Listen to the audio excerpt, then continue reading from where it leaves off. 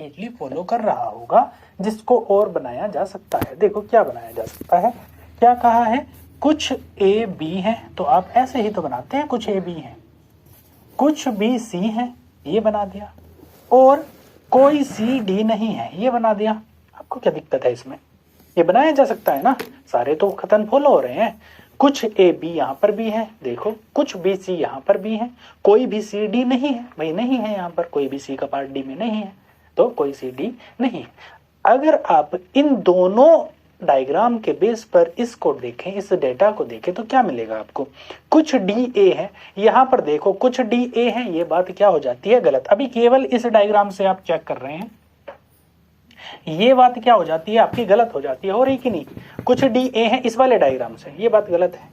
कुछ D A नहीं है, ये बात हो जाती है सही, सही हो गई, एक गलत हो गई एक सही होगी। जबकि जब मैं इस डायग्राम से चेक करूंगा, इस वाले डायग्राम से आप चेक करेंगे इस वाले डायग्राम से, तो क्या होगा, देखो कुछ डी ए है, कुछ डी ए है, ये बात सही है, और कुछ डी ए नहीं है, ये वाली बात क्या हो गई, ये क्या हो गई, गलत हो गई। ठीक बात। अब इस स्थिति में क्या हुआ, यदि इसको गलत किया तो ये सही हो गया, इसको सही किया तो ये गलत हो गया, एक ही सही होगा, या तो ये या ये, इन दोनों में से कोई एक ना एक तो सही है ही। किसी भी स्थिति में इन दोनों में से एक ना एक तो बात सही है ही, हो सकती है। ठीक बात है। तो इस स्थिति में आप केस लगाते हैं, इस कंडीशन में आप केस लगाते हैं, या कैसे ऑप्शन आते हैं, ऑप्शन में लिखा हुआ होगा या तो एक या दो सही है, इस तरह से दिया गया होगा। एक ऑप्शन होगा केवल एक सही है, केवल दो सही है, दोनों सही हैं, दोनों गलत हैं, या फिर या तो एक या दो सही है और आपका ये सही आंसर होगा। इसके लिए कुछ कंडीशंस होती हैं, इधर का केस आप कहां पर लगाते हैं उसके लिए कुछ कंडीशन होती है। कंडीशन क्या होती है हम उसकी बात करेंगे सीधे से। अब कंडीशन क्या क्या कंडीशन इसके लिए होती है, जैसे इसके लिए कंडीशन होती है, आपकी इसको हटाते हैं, लिखते हैं कंडीशन, इधर के केस की कंडीशन। आप भी नोट करना चाहें तो कर सकते हैं, इधर के केस के लिए या फिर इधर के केस के लिए क्या कंडीशन होती है। पहली बात तो यह है कि जो सेंटेंस है या फिर जो निष्कर्ष है, निष्कर्षों में एक पॉजिटिव होना चाहिए और दूसरा जो सेकंड है वो निगेटिव होना चाहिए। मतलब एक पॉजिटिव हो और दूसरा निगेटिव। जैसे यहां पर था, ये पॉजिटिव निष्कर्ष था ना, कुछ डी ए है, और दूसरा क्या था आपका, निगेटिव निष्कर्ष था कि कुछ डी ए नहीं है, निगेटिव निष्कर्ष है। तो एक निष्कर्ष पॉजिटिव होना चाहिए, दूसरा निगेटिव। दूसरा क्या है, सब्जेक्ट एंड प्रेडिकेट सेम होने चाहिए, सेम होने चाहिए। इसका क्या मतलब होता है भाई, सब्जेक्ट प्रेडिकेट। देखो डी ए यहां पर था, डी ए यहां पर है, दोनों में सब्जेक्ट और प्रेडिकेट सेम होने चाहिए। जो सब्जेक्ट ऊपर है वही नीचे भी होना चाहिए। इन दोनों की पोजीशन बेशक चेंज हो सकती है, पहले ए लिखा हो डी लिखा हो, पर जो ऊपर जो दो पद लिखे गए हैं, दो चीजों की जिनकी तुलना की गई है, नीचे भी तुलना उनकी ही होनी चाहिए। इनकी पोजीशन आपस में चेंज हो सकती है बट होने सेम ही चाहिए। डी है तो डी ही हो, नीचे भी, ऊपर डी ए का जोड़ा ऊपर है तो नीचे भी ए डी का जोड़ा ही होना चाहिए। Subject predicate should be same, subject और प्रेडिकेट सेम होने चाहिए। तीसरा क्या है, एक सही तो दूसरा गलत होना चाहिए। एक सही हो तो दूसरा गलत होना चाहिए। एक को यदि आप सही करने जाएं तो दूसरा क्या हो जाए, गलत हो जाए। देखो जैसे इसको सही करने गए तो ये वाला गलत हो गया था, इसको सही करने गए तो ये वाला गलत हो गया था। तो एक सही हो तो दूसरा गलत होना चाहिए। यदि ये तीनों आपके फॉलो करते हैं, ये तीनों निष्कर्ष में फॉलो करते हैं, तब आइदर केस होने के चांसेस हैं। ये तीनों फॉलो करते हैं तब इधर का केस होने के चांसेस हैं, तब भी चांसेस है, जरूरी नहीं है हो। चेक तो फिर भी करना पड़ेगा कि है कि नहीं है, लेकिन चेक तभी करेंगे। इन तीनों में से एक भी कंडीशन फॉलो नहीं हो रही ना, तो आप सीधे से बता देंगे कि इन दो निष्कर्षों के बीच में इधर का केस नहीं लगता और इधर का केस हमेशा दो के बीच में ही लगेगा। ठीक है। तो यहां पर अगर इन तीनों में से एक भी कंडीशन मिस आउट है, एक भी कंडीशन मिस हो रही है, तो आप बता देंगे कि इसमें इधर का केस नहीं लगेगा।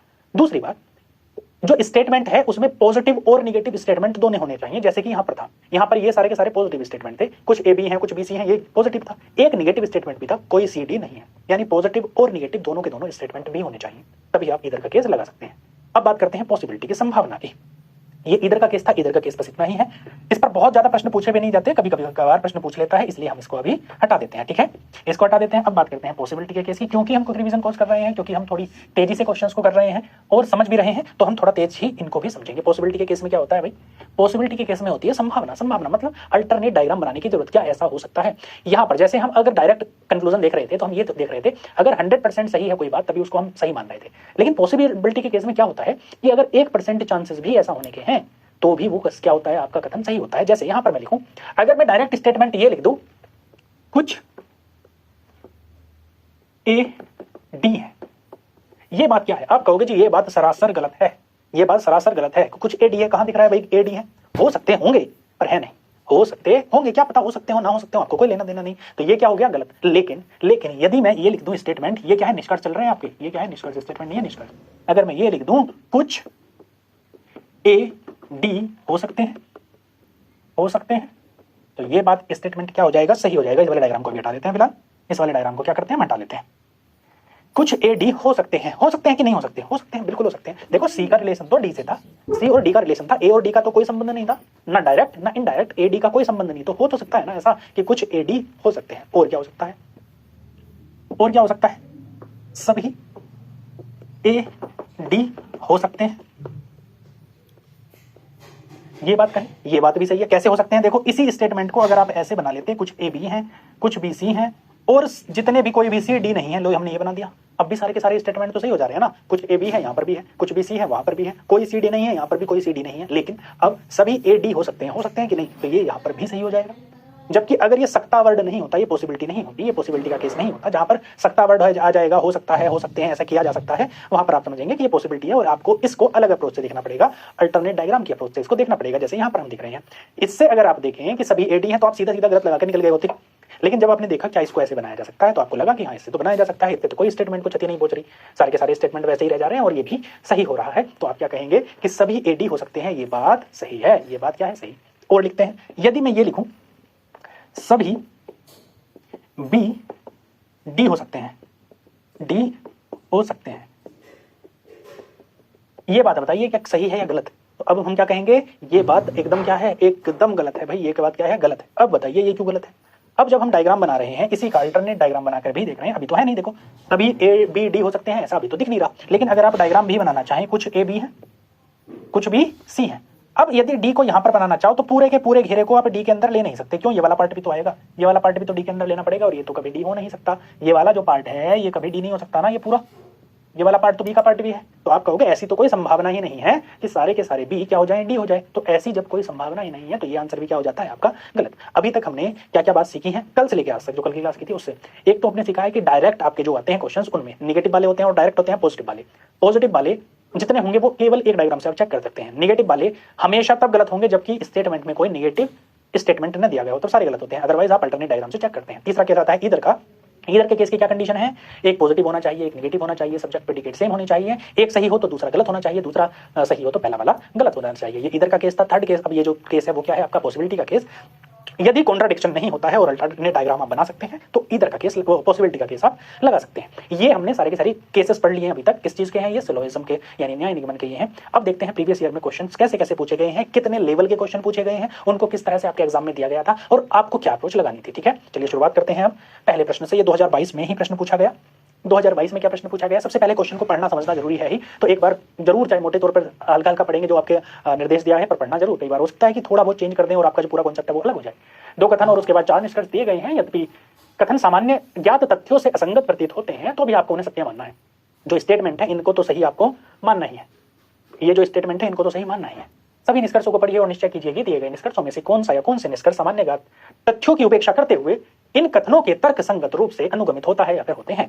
अब ये जो डायरेक्शन दी है मैं आपको समझा देता हूं, आप साधारण भाषा में समझिए कि स्टेटमेंट्स दिए गए हैं, कुछ 2 3 4 कितने भी हो सकते हैं, अलग अलग क्वेश्चन में अलग अलग प्रकार से हो सकते हैं। यहाँ पर 2 स्टेटमेंट दिए गए हैं, 2 कथन दिए गए हैं, उन्हीं के कथनों को बेस मानकर 4 दिए गए हैं निष्कर्ष, उन्हीं बातों से 4 निष्कर्ष निकाले गए हैं। हो सकता है वे लॉजिकली सही हो, उन कथनों के एवज में, उन कथनों के आधार पर हो सकता है वो सही हो सकता है गलत हो सकता है उसमें से केवल एक सही हो, या फिर पेयर में जो कि कूट में अगर दिया गया है तो उस कूट में भी सही हो सकते हैं। आपको पहचानना है इनके आधार पर, केवल इन बातों को सही मानना है, चाहे किताबी बातें जो व्यवहार की बातें हैं कुछ भी हो। अगर इसमें ये कहा गया है कुछ कुत्ते बिल्ली हैं तो है, आदमी गधा है तो है, ये मानना है आपको।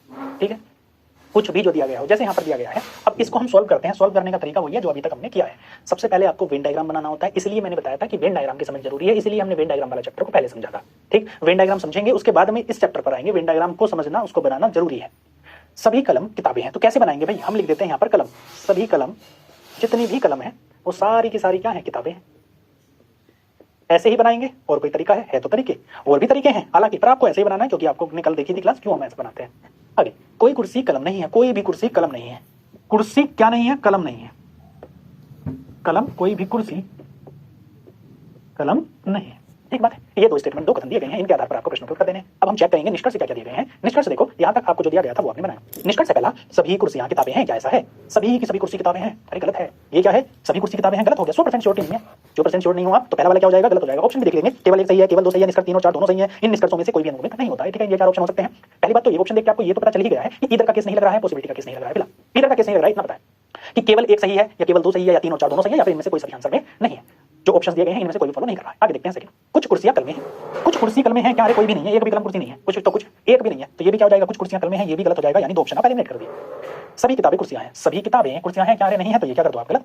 सभी किताबें कुर्सियां हैं, ये बात भी क्या हो जाएगी आपकी गलत। सभी किताबें कहां कुर्सियां हैं, नहीं है, दिख रहा है नहीं, दिख रहा है नहीं है। लास्ट, कोई भी कुर्सी किताब नहीं है, कोई भी कुर्सी किताब नहीं है, ये बात भी क्या है, गलत है। क्यों है, अब इस पर हम गौर करेंगे, इसको हम समझेंगे।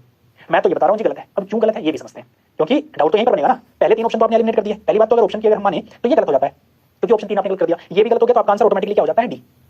आंसर क्या हो जाता है, डी, क्योंकि तीन और चार दोनों होते हैं। ऑप्शंस की बात करें, दूसरी बात ये गलत, ये भी गलत है, ये फोर्थ ऑप्शन है, ये भी गलत है। क्यों गलत है, कोई भी कुर्सी किताब नहीं है, ये तो दिख रहा है, आपको बता रहे हो गलत है, आपको ये लगेगा ना कोई भी कुर्सी किताब नहीं है, ये तो दिख रहा है, नहीं ऐसा नहीं है। क्यों नहीं है, हो सकता है ऐसा, क्या पता इस तरह से डायग्राम बना हुआ हो, कलम, ये क्या भाई, ये दूसरा डायग्राम बना रहा हूं मैं, इसके अलावा ये दूसरा डायग्राम बनना है, ये क्या है, किताबें, कलम, किताबें, और ये हो कि कोई भी कलम कुर्सी नहीं है भाई, ये क्या है, कुर्सी, ये किसके लिए बना दें, कुर्सी के लिए बना दें, इस तरह से बना दें। अब देखो स्टेटमेंट को तो अभी भी फॉलो कर रहा है ना, स्टेटमेंट क्या दिए गए थे आपके कथन, सभी कलमें किताबें हैं, तो सभी कलमें किताबें हैं कि नहीं है। दूसरा, कोई भी कुर्सी कलम नहीं है, कोई भी कुर्सी कलम नहीं है, बात तो सही है, इसमें दिख भी रहा है कोई भी कुर्सी कलम नहीं है। ये दोनों कथनों को फॉलो कर रहा है, लेकिन यहाँ पर देखो ऑप्शन 4, कोई भी कुर्सी किताब नहीं है, इससे क्या हो जाता है, कोई भी कुर्सी किताब नहीं है, तो है कि नहीं है, ये बात क्या हो जाएगी, गलत। मैंने क्या कहा था, जब भी डायरेक्ट स्टेटमेंट आते हैं, जैसे नेगेटिव वाले हो या पॉजिटिव वाले हो, उनमें आप क्या देखते हैं, डायरेक्टली देखते हैं कि क्या 100% श्योरिटी है, क्या 100% ये बात सही है, और आप यहाँ पर देख रहे हैं कि इसमें 100% तो बात ये सही नहीं है, ये बात 100% तो सही नहीं है। जब 100% आप श्योर नहीं हो तो इसको क्या मानोगे, गलत, और आपका आंसर क्या हो जाएगा, लास्ट वाला आपका आंसर हो जाएगा। अगला प्रश्न, ये भी 2022 का क्वेश्चन, दूसरा क्वेश्चन 2022 का देखो इंपोर्टेंस, तीन कथन और प्रश्न का लेवल देख रहे हो, कुछ भी नहीं है, जितना आप तैयारी कर रहे हो उस हिसाब से देखो तो कुछ भी नहीं है, समझ में आ रहा होगा।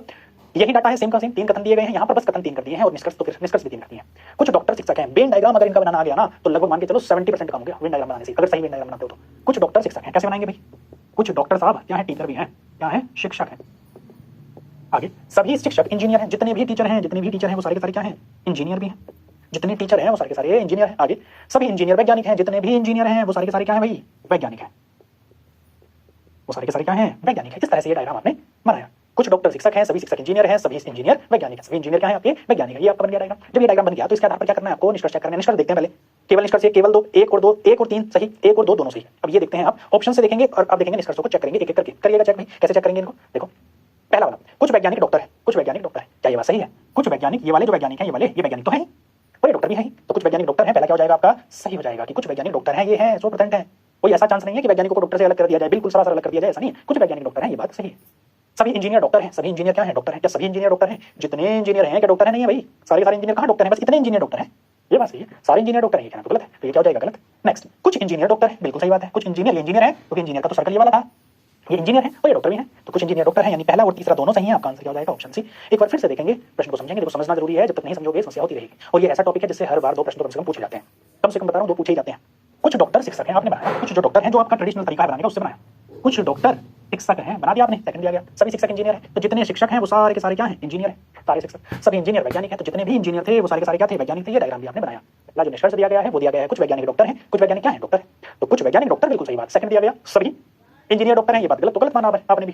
तीसरा दिया गया है, कुछ इंजीनियर डॉक्टर हैं, और ये बात भी सही होती है, तो आपका आंसर पहला और तीसरा सही, जो कि कहां पर दिया गया है, ये कॉम्बिनेशन ऑप्शन सी में दिया गया है, ये हो जाएगा आपका सही उत्तर। आगे बढ़ते हैं अगले प्रश्न पर। 2021 का ये प्रश्न देखिएगा, क्या दिया गया है, नीचे एक कथन दिया गया है जिसके ऊपर अंत निष्कर्ष 1 और निष्कर्ष 2 दिए गए हैं। आपको इस कथन को सही मानते हुए प्रश्न का उत्तर देना है, भले ही है सामान्य रूप से ज्ञात तथ्यों की दृष्टि से संगत प्रतीत न हो, तभी निष्कर्षों को पढ़ें और तत्पश्चात निर्णय करें ये कौन सा या कौन से निष्कर्ष दिए गए कथन के अनुसार तर्कसंगत है, भले ही वे सामान्य रूप से ज्ञात तथ्यों की दृष्टि से संगत न हो। वैसा ही आपको सेम जैसा पहले दिया था 2022 में, वैसा ही 2021 में भी दिया गया था। ये आपका जो निर्देश है, अब देखते हैं कथन कहाँ पर है। ये कथन है आपके सारे, इनसे बनाते हैं वेन डायग्राम, ठीक, उसके बाद बात करेंगे सॉल्यूशन। कुछ बिल्लियां अलमारी हैं, क्या कहा गया अभी, कुछ बिल्लियां, कुछ बिल्ली अलमारी है, क्या है, अलमारी, कुछ बिल्लियां अलमारी है, कुछ अलमारी कुर्सी है, क्या कह रहा है अभी, कुछ अलमारी क्या है, कुर्सी है, कुछ अलमारी कुर्सी है, तभी कुर्सियां मेज हैं, जितनी भी कुर्सी हैं वो सारी सारी क्या है भाई, मेज है, मेज है। यही डायग्राम बना है सभी का, कुछ कोड तो नहीं बना, देख लेना, चेक कर लेना, एक एक करके मेरे साथ में डायग्राम बनाओगे तो रिवीजन का फायदा ज्यादा होगा, क्योंकि आप जब प्रैक्टिस करते हैं किसी कॉन्सेप्ट को समझकर तो आपके दिमाग में बस जाता है चीजें।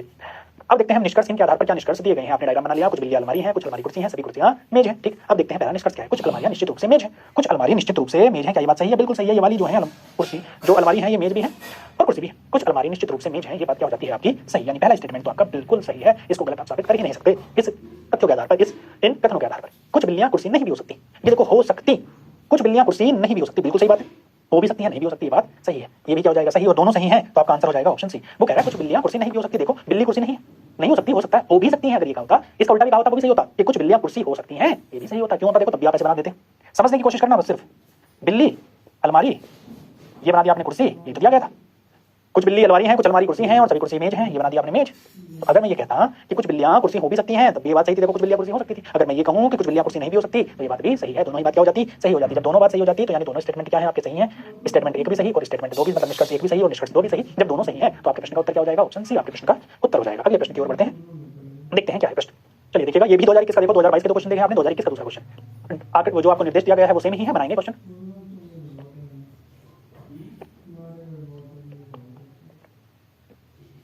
चलिए देखिएगा क्या दिया गया है, निर्देश सेम है, सिर्फ कथन पर आते हैं सीधा सीधा। कुछ रेडियो मोबाइल है, कैसे बनाएंगे भाई, कुछ रेडियो क्या है भाई, मोबाइल। रेडियो के लिए आर लिख दिया है, कुछ रेडियो मोबाइल है, ये बनाया। सभी मोबाइल, सारे के सारे मोबाइल क्या है, कंप्यूटर है, कैसे बनाएंगे भाई, इस तरह से बना लेते हैं। सारे मोबाइल क्या है, कंप्यूटर है, सी है। कुछ कंप्यूटर घड़ी है, घड़ी के लिए क्या लिखे भाई, डब्ल्यू लिख देते हैं, वॉच। कुछ कंप्यूटर क्या है, वॉच है, घड़ी है। अब गलती कहां पर होती है, वेन डायग्राम बनाने में। जब हम ऐसा वेन डायग्राम नहीं बनाते ना, हम क्या कर देते हैं, वॉच को इसमें एम में, मोबाइल में मिला दिया, या वॉच को आर रेडियो में मिला दिया, तो हमारी थोड़ी बहुत गड़बड़ हो जाती है। करते भी हैं ऐसा नहीं करते, प्रैक्टिस से आएगा, सीख जाएंगे। थोड़ी चीजों को आपने पढ़ना सीखेगा कि हाँ यहाँ पर गलती हुई है, जिसका संबंध अगर जिस चीज से नहीं दिखाया गया उसी से आपको क्यों दिखाना है, आपको उसी से दिखाना है जिसका स्टेटमेंट में या फिर कथन में कहा गया है। जैसे यहाँ पर रेडियो का संबंध मोबाइल से था, आपने दिखाया रेडियो का मोबाइल से है। यहाँ पर मोबाइल कंप्यूटर है तो आपने मोबाइल का संबंध कंप्यूटर से दिखाया, तो ये जो पार्ट है ऑटोमेटिकली आर में आ गया, ये आर का भी पार्ट हो गया, ऑटोमेटिकली हो गया। आपने नहीं किया, आपने प्रयास किया बिल्कुल यहीं तक लाने का, फिर भी पूरा का पूरा मोबाइल कंप्यूटर है, तो ये आ गया ऑटोमेटिकली, इसमें आप कुछ नहीं कर सकते। लेकिन तीसरा स्टेटमेंट जो था, कुछ कंप्यूटर घड़ी है, कुछ कंप्यूटर क्या है, वॉच है, अगर इसमें कंप्यूटर से ही तो वॉच का संबंध दिखाया है, ये तो ऐसे ही बनेगा और कोई तरीका नहीं है। अगर आप इसको ऊपर बना देते थोड़ा सा और इस तरह से बनाते कि ये मोबाइल के पार्ट में आ जाता तो गड़बड़ हो जाती, क्योंकि मोबाइल संबंध भी हो जाता, जो कि दिया नहीं गया। क्या पता हो, क्या पता ना, आपके पास श्योरिटी नहीं है इस बात की कि ऐसा है या नहीं। अब दो निष्कर्ष दिए गए हैं, इनको चेक करना है, देखते हैं क्या है। कुछ रेडियो निश्चित रूप से घड़ी है, कुछ रेडियो निश्चित रूप से वॉच है, क्या बात है, ये सही, निश्चित रूप से नहीं है, गलत बात, 100% नहीं है, देखो है नहीं। कुछ रेडियो निश्चित रूप से घड़ी है, बात क्या होगी, गलत होगी। कुछ मोबाइल निश्चित रूप से घड़ी है, कुछ मोबाइल निश्चित रूप से घड़ी है, ये भी क्या हो जाएगा आपका, गलत हो जाएगा। कहां है भैया, मोबाइल कहां, घड़ी कहां, दोनों अलग अलग हैं, दोनों के बीच में गैप दिख रहा है। कुछ मोबाइल निश्चित रूप से घड़ी है, ये कहना गलत है। अगर ये कहा गया होता कि कुछ मोबाइल घड़ी हो सकते हैं तो हो तो सकते हैं, कुछ मोबाइल घड़ी हो सकते हैं, ये बात बिल्कुल सही थी कि मोबाइल घड़ी हो सकते थे, बट है नहीं। क्या कुछ मोबाइल निश्चित रूप से घड़ी है तो क्या हो जाएगा, गलत। इसका मतलब ये नहीं है कि निश्चित शब्द आ गया तो गलत हो गया। एक्सट्रीम वर्ड जो कि हम कॉम्प्रिहेंशन के लिए अप्लाई करते हैं, या फिर जीएस में भी कई बार इनसे एलिमिनेट करने के लिए अप्लाई करते हैं खुद को, कि तो एक्सट्रीम वर्ड आ गया, केवल, निश्चित, है ना। तो ये यहाँ पर ऐसा नहीं है कि हाँ ऐसा है, पर इस वजह से गलत करें, इस वजह से गलत नहीं कर रहे, ऐसा होने ऐसा जरूरी नहीं है कि कुछ मोबाइल निश्चित रूप से हो, संभावना के रूप में कहता। या फिर अगर ये भी कहता ना कि कुछ मोबाइल घड़ियां, तब भी आप गलत कहते, चाहे निश्चित वर्ड ना भी यूज कर रहा होता, कि कुछ मोबाइल घड़ियां, तब भी आप क्या करते, इसको गलत ही कर रहे होते, तब सही करते। अगर ये कहा जाता कुछ मोबाइल घड़ी हो सकते हैं, कुछ मोबाइल घड़ी हो सकते हैं, कुछ रेडियो घड़ी हो सकते हैं, तो सही होते, क्योंकि संभावना का केस आ गया था और संभावना में ये वाली संभावना भी बनती है। क्लियर, आगे बढ़ते हैं। 2021 का तीसरा क्वेश्चन देख रहे हैं, 2021 में तीसरा क्वेश्चन पूछा गया इसी टॉपिक से, तो इंपोर्टेंस समझो, इसीलिए ज्यादा समय मैं उसी हिसाब से दे रहा हूं जिस हिसाब से उसकी इंपोर्टेंस है। कुछ हरे नीले हैं, कुछ नीले काले हैं, कुछ हरे काले हैं, फिर से ही बनाना है, क्या दिया गया है, कुछ हरे नीले, कुछ हरे नीले हैं, कुछ नीले काले हैं, कुछ नीले क्या है भाई, काले हैं, काले। और क्या दिया गया है, केवल दो ही तो कथन दिए गए हैं, दो कथन दिए गए हैं, कुछ हरे नीले हैं, कुछ नीले काले हैं, यही दो कथन दिए गए हैं। अब ये निष्कर्ष दिए गए हैं 4, और ऑप्शन में देखो केवल निष्कर्ष 1 और 2, केवल निष्कर्ष 2 और 3, केवल निष्कर्ष 3 और 4, न तो निष्कर्ष 1, न ही 2, न ही 3, न 4, इधर वाला केस नहीं है। पहली बात तो ये। दूसरी बात, आगे देखते हैं, कोई भी हरा काला नहीं है, ये बात क्या हो जाएगी, गलत हो जाएगी, सीधी सीधी। आपने देखा नहीं कुछ भी और आपने बता दिया कोई भी हरा काला नहीं है, ये गलत। क्यों किया मैंने गलत, इस बात पे देखो ध्यान दो। कल भी मैंने बताया था आपको कि जब भी सारे स्टेटमेंट जो कथन है आपके वो पॉजिटिव होते हैं, धनात्मक होते हैं, तब निगेटिव वाले डायरेक्ट स्टेटमेंट क्या होते हैं, गलत। कल बताया था ना, यदि सारे पॉजिटिव स्टेटमेंट दिए गए हैं तो जो डायरेक्ट निगेटिव वाले स्टेटमेंट है वो गलत होते हैं। यहाँ पर ये डायरेक्ट स्टेटमेंट में कोई भी हरा काला नहीं है, डायरेक्ट स्टेटमेंट है, इससे डायरेक्ट निष्कर्ष है, और ये नेगेटिव निष्कर्ष है, क्या हो जाएगा, गलत हो जाएगा। ठीक बात है, आगे देखते हैं। संभावना का केस नहीं है, इधर का केस नहीं है, इसलिए ये डायरेक्ट। संभावना का केस होता इधर का होता तब हम देखते हैं, इधर का केस फिर भी नहीं लग रहा होता, इधर का केस तो फिर भी नहीं लग रहा होता, क्योंकि यहाँ पर नेगेटिव कुछ था नहीं।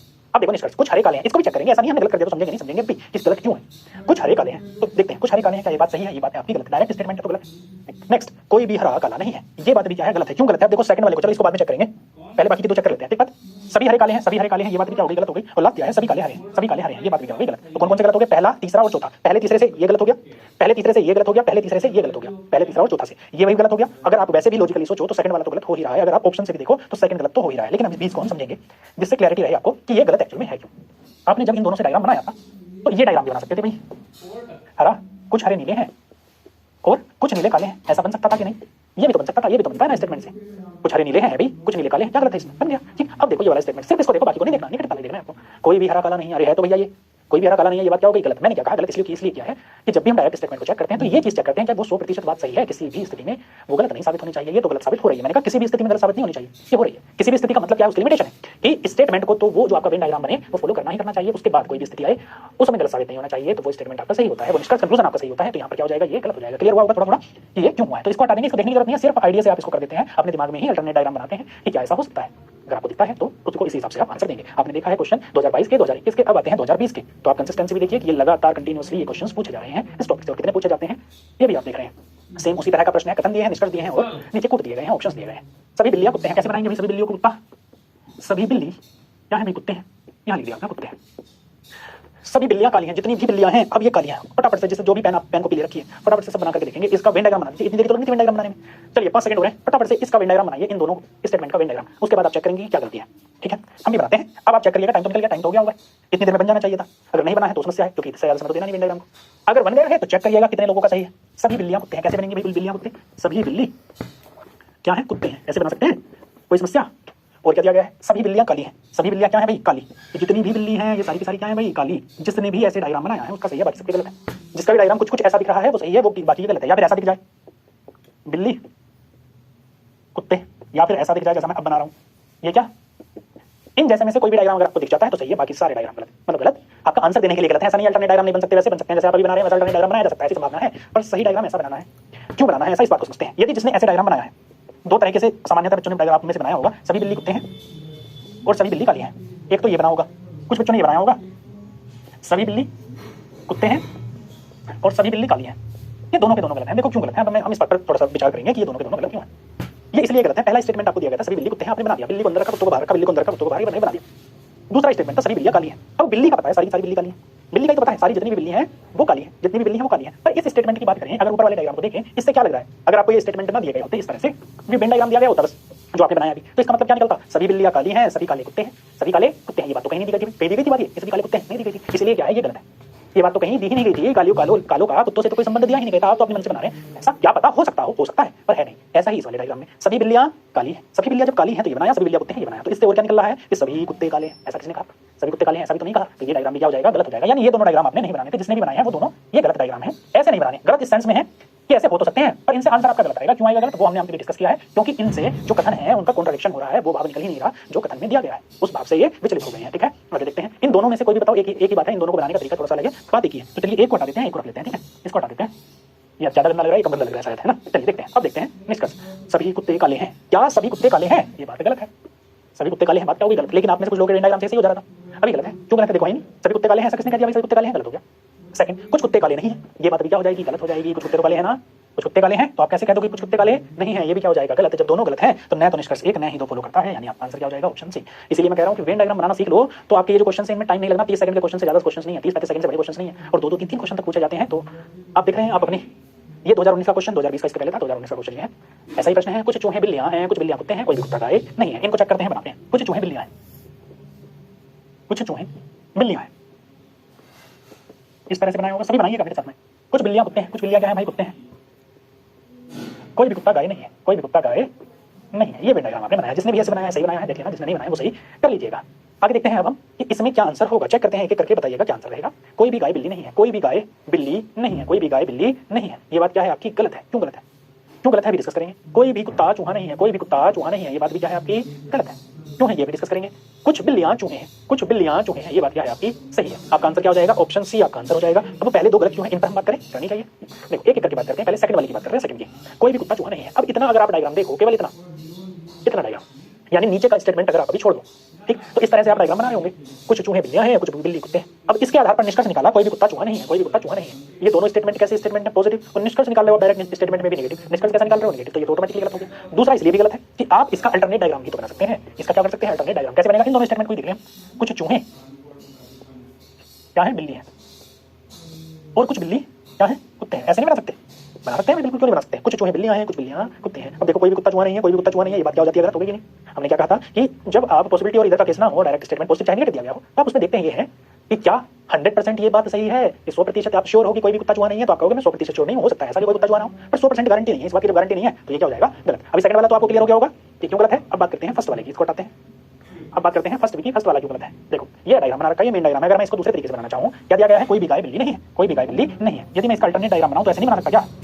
चूहे, कुछ चूहे बिल्ली है, कोई भी बिल्ली, कुछ बिल्ली कुत्ते हैं, कुछ बिल्ली क्या है? कुत्ते हैं। कोई भी कुत्ता गाय नहीं है, क्या नहीं है भाई? गाय नहीं है, ये बना दिया हमने। कुछ चूहे बिल्ली है, कुछ बिल्ली कुत्ते हैं, कोई भी कुत्ता गाय नहीं है, ये बना दिया आपने। कोई भी कुत्ता गाय कहाँ है इसमें?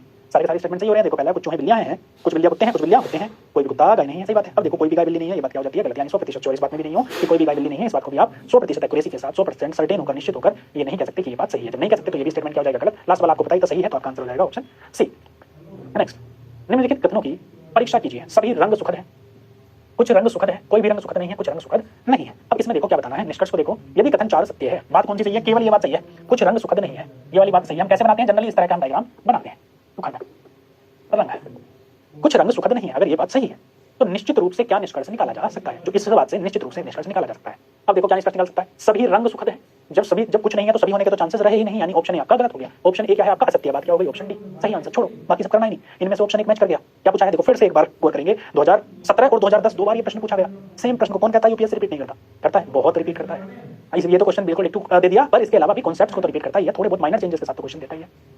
चलिए क्या दिया गया था? यदि कथन 4 सत्य है, कथन 4 ये था, कुछ रंग सुखद नहीं है, तो निम्नलिखित में से कौन सा निष्कर्ष निकाला जा सकता है? निष्कर्ष क्या है? 1 और 2 सत्य है, 2 असत्य है, 3 सत्य है या फिर 1 असत्य है। अब ये देखना है, पहला देखा आपने सभी रंग सुखद हैं, सभी रंग सुखद हैं। अरे जब कोई कुछ रंग ही सुखद नहीं है तो सारे के होने का मतलब ही नहीं है। जब कुछ ही सुखद नहीं है तो सारे कैसे हो सकते हैं? ठीक है, जब कुछ रंग ही सुखद नहीं है तो सारे कैसे हो सकते हैं? नहीं हो सकते ना। क्लियर हुई बात कि जब कुछ रंग नहीं है तो सारे होने का मतलब नहीं है। यानी ये वाला जो पहला स्टेटमेंट है कि सभी रंग सुखद है, गलत है। पहला गलत है तो ऑप्शन में तो दे रखा है, भी पहला गलत है, ये बात तो ऑप्शन में दे रखी है। आंसर क्या हो जाएगा? Option D. जब पहले से ही आंसर आ गया, बाकी को क्यों चेक करना है? बाकी को चेक करने की जरूरत नहीं है। चलिए आगे बढ़ते हैं। नीचे दिए गए 2015 का प्रश्न, नीचे दिए गए कथनों के नीचे दिए गए दो निष्कर्ष पर विचार कीजिए। निष्कर्ष कथन और निष्कर्ष पर विचार करना है। कुछ व्यक्ति महान होते हैं, कुछ व्यक्ति बुद्धिमान होते हैं। देखो सेम क्वेश्चन ऐसा ही है जैसा कि ये वाला प्रश्न था 2020 का जैसा प्रश्न था ऐसा ही प्रश्न है। कौन सा वाला प्रश्न? ये प्रश्न फिर से रिपीटेशन। कुछ व्यक्ति महान होते हैं, कुछ व्यक्ति बुद्धिमान होते हैं। व्यक्ति कुछ ऐसा ही प्रश्न है। कुछ व्यक्ति क्या होते हैं भाई? महान। और कुछ व्यक्ति क्या होते हैं? बुद्धिमान। क्या होते हैं भाई? बुद्धिमान। ये बनेगा ऐसे। उसमें सभी को दे दिया था एक ही चीज को कि सभी व्यक्ति बुद्धिमान होते हैं, सभी व्यक्ति महान होते हैं। यहाँ पर उस बात को थोड़ा सा कुछ में कर दिया, कुछ व्यक्ति महान होते हैं, कुछ व्यक्ति बुद्धिमान। पर करना यही आपको, डायग्राम ऐसे बनेगा। अब इसमें भी गड़बड़ कर दोगे तो प्रॉब्लम है। आपस में जिसका संबंध जिस चीज से दिखाया गया है उसी से आपको दिखाना है, बस इस बात पर फोकस करिएगा। कुछ व्यक्ति महान होते हैं भाई, कुछ व्यक्ति महान, कुछ व्यक्ति बुद्धिमान होते हैं, कुछ व्यक्ति बुद्धिमान भी है। बना दिया डायग्राम। अब देखते हैं निष्कर्ष। निष्कर्ष को चेक करिएगा और बताइएगा निष्कर्ष क्या है। पहला निष्कर्ष है व्यक्ति या तो महान होते हैं या बुद्धिमान। क्या ये बात सही है? या तो व्यक्ति महान ही होंगे या बुद्धिमान ही होंगे। ये बात गलत है भाई। कैसे गलत है ये समझते हैं। ये वाले जो व्यक्ति हैं, ये वाले जो बीच में रह गए, ये न तो महान है ना बुद्धिमान, तो ये बात तो गलत हो गई। वो कह रहा है या तो व्यक्ति बुद्धिमान होंगे या महान होंगे। निष्कर्ष में कह रहा है कि या तो व्यक्ति बुद्धिमान होंगे या महान होंगे। अरे कैसे होगा? ऐसे नहीं होगा ना। क्यों नहीं होगा? क्योंकि कुछ व्यक्ति ऐसे भी तो हैं जो ना तो महान है ना बुद्धिमान है। जनरल बात नहीं करनी, ठीक है। व्यक्ति या तो महान होते हैं बुद्धिमान, ये बात गलत है इस डेटा के आधार पर, इन आंकड़ों के आधार पर। ठीक, कुछ व्यक्ति न तो महान होते हैं ना बुद्धिमान, ये बात भी अब गलत है। अब कहोगे सर ये क्यों गलत है? अब ये इसलिए गलत है, क्या पता आप इस तरह से डायग्राम बना रहे होते, व्यक्ति कुछ व्यक्ति महान होते हैं, आपने बना दिया भाई ये व्यक्ति क्या है? आपके महान है। कोई समस्या यहाँ तक बनाने में? ऐसा तो ऊपर भी बनाया था कुछ व्यक्ति महान है। दूसरा कह रहा है कुछ व्यक्ति बुद्धिमान है, आपने ये बना दिया भाई व्यक्ति जो है ये बना दिया बुद्धिमान। ये क्या बना दिया भाई? जो कुछ व्यक्ति हैं वो क्या बना दिया? बुद्धिमान। यहाँ पर कोई समस्या है क्या? ऐसे नहीं बना सकते क्या इसको? बनाया जा सकता था ऐसे भी। वो कह रहा है व्यक्ति न तो महान होते हैं ना बुद्धिमान, ये बात भी क्या है? गलत। क्या पता हो, क्या पता ऐसा हो सकता हो कि न तो महान हो ना बुद्धिमान। ऐसा हो भी सकता है, नहीं भी हो सकता है, दोनों ही पॉसिबिलिटी है ना। या तो व्यक्ति बुद्धिमान हो न हो, दोनों पॉसिबिलिटी है। तो ये भी क्या हो जाएगा? गलत हो जाएगा, क्योंकि पॉसिबिलिटी है। निष्कर्ष एक वैध है, गलत, ये वैध है, गलत, ये वैध है, दोनों में से कोई निष्कर्ष वैध नहीं है। आंसर क्या हो जाएगा? विकल्प डी आपका सही उत्तर हो जाएगा। आंसर क्या होगा? विकल्प डी। आगे बढ़ते हैं। चलिए, ये अभी तक जो हमने प्रश्न किए वो स्लोज के प्रश्न किए, न्यायनिगमन के प्रश्न किए, बहुत इंपॉर्टेंट एक्सरसाइज थी। कल भी कुछ पार्ट किया था, तो थ्योरी अगर आप देखना चाहें तो एक बार देख सकते हैं। अदरवाइज प्रीवियस ईयर पर बहुत फोकस करना है। एकदम ऐसे हो जाना है कि प्रीवियस ईयर के पिछले आने वाले पिछले जो 8 साल के जो पेपर हुए ना 2014 के बाद के, कोई एक सिंगल क्वेश्चन ऐसा नहीं होना चाहिए जो आपसे बच जाए इस सेंस में भी कि उसके इर्द गिर्द वाले क्वेश्चन या उस कॉन्सेप्ट पर जो क्वेश्चन बनते हैं वो आप छोड़ दें। जैसे स्पेशली जब मैथमेटिक्स वाला पार्ट आएगा तो उसमें जो क्वेश्चन आपके होते हैं नंबर सिस्टम के, जिसके 8-10 क्वेश्चन आजकल पूछे जा रहे हैं, आसपास ही पूछा जाता है क्वेश्चन। जब हम नंबर सिस्टम समझेंगे तो जो रिवीजन जब उसका करेंगे तभी भी करेंगे कि कैसे क्वेश्चन का पैटर्न सेम है। ठीक है, जैसे यहाँ पर रीजनिंग में भी हम देख रहे हैं, अरेंजमेंट में बहुत सारे क्वेश्चन सेम है, कोडिंग डिकोडिंग में सेम है, सीरीज में सेम, सिलोज में सेम। अब आता है घड़ी। घड़ी में क्या है? घड़ी के कॉन्सेप्ट को समझेंगे पहले, फिर करेंगे प्रीवियस ईयर के प्रश्न। तो सबसे पहले घड़ी के बारे में मोटा-मोटा आइडिया आई थिंक आपको होगा, क्योंकि आप इसीलिए रिवीजन की बात कर रहे हैं। जब जल्दी से ओवरव्यू कर सकें, अगर जल्दी से ओवरव्यू करना है तो जल्दी से हम इसके कॉन्सेप्ट को भी समझ लेते हैं। घड़ी के कॉन्सेप्ट को थोड़ा सा जल्दी से हम ओवरव्यू देख लेते हैं, पूरा डिटेल में नहीं, बट हाँ इतना जरूर कि एक समझ तो बन ही जाए हमारी। अगर मैथ भी कभी पढ़ा हो, घबराहट होती हो कि घड़ी कैलेंडर के क्वेश्चन, डाइस पासा के क्वेश्चन से अगर घबराहट होती है तो समझ तो जाए ही, क्वेश्चन न छोड़ें अगर आसान प्रश्न आया है तो। ठीक है, चलिए देखिए, ये घड़ी बनाई सामान्यतः ऐसी घड़ी दिखती है आपको, सामान्यतः 12 बजे। यहाँ 3 लिखा हुआ होता है, यहाँ लिखा होता है 6, यहाँ 9। ठीक, और टुकड़े करते हैं तो इनके यहाँ पर क्या लिखा होता है? 1, ये 2, ये 4, ये 5, ये 7, ये 8, ये 10, ये 11। इस तरह से घड़ी होती है आपकी। 1 मिनट की सुई और 1 घंटे की सुई, इनकी बात करेंगे। मिनट और घंटे की सुई की बात करेंगे, सेकंड की सुई की बात नहीं कर रहे हैं। क्यों नहीं कर रहे हैं? क्योंकि क्वेश्चन कम पूछे जाते हैं। मान लीजिए ये इस तरह से दी गई है, ये कौन सी स्थिति है भाई? 3 बज रहे हैं, परफेक्टली 3 बज रहे हैं। तो 3 बजे क्या स्थिति होगी? जो घंटे की सुई है वो परफेक्ट 3 पर और मिनट की सुई एकदम 12 पर होगी। क्या क्या होता है इसमें वो थोड़ा सा जान लेते हैं। पहले जानते हैं मिनट की सुई के बारे में। किसके बारे में? मिनट की सुई, जो बड़ी वाली सुई होती है, 2 सुइयों में जो बड़ी सुई है, मिनट की सुई के बारे में। मिनट की सुई 1 घंटे में कितना घूमती है? 60 मिनट। 1 घंटे में कितना घूमती है? 60 मिनट घूमती है, या फिर डिग्री में कहें तो 360 डिग्री घूमती है।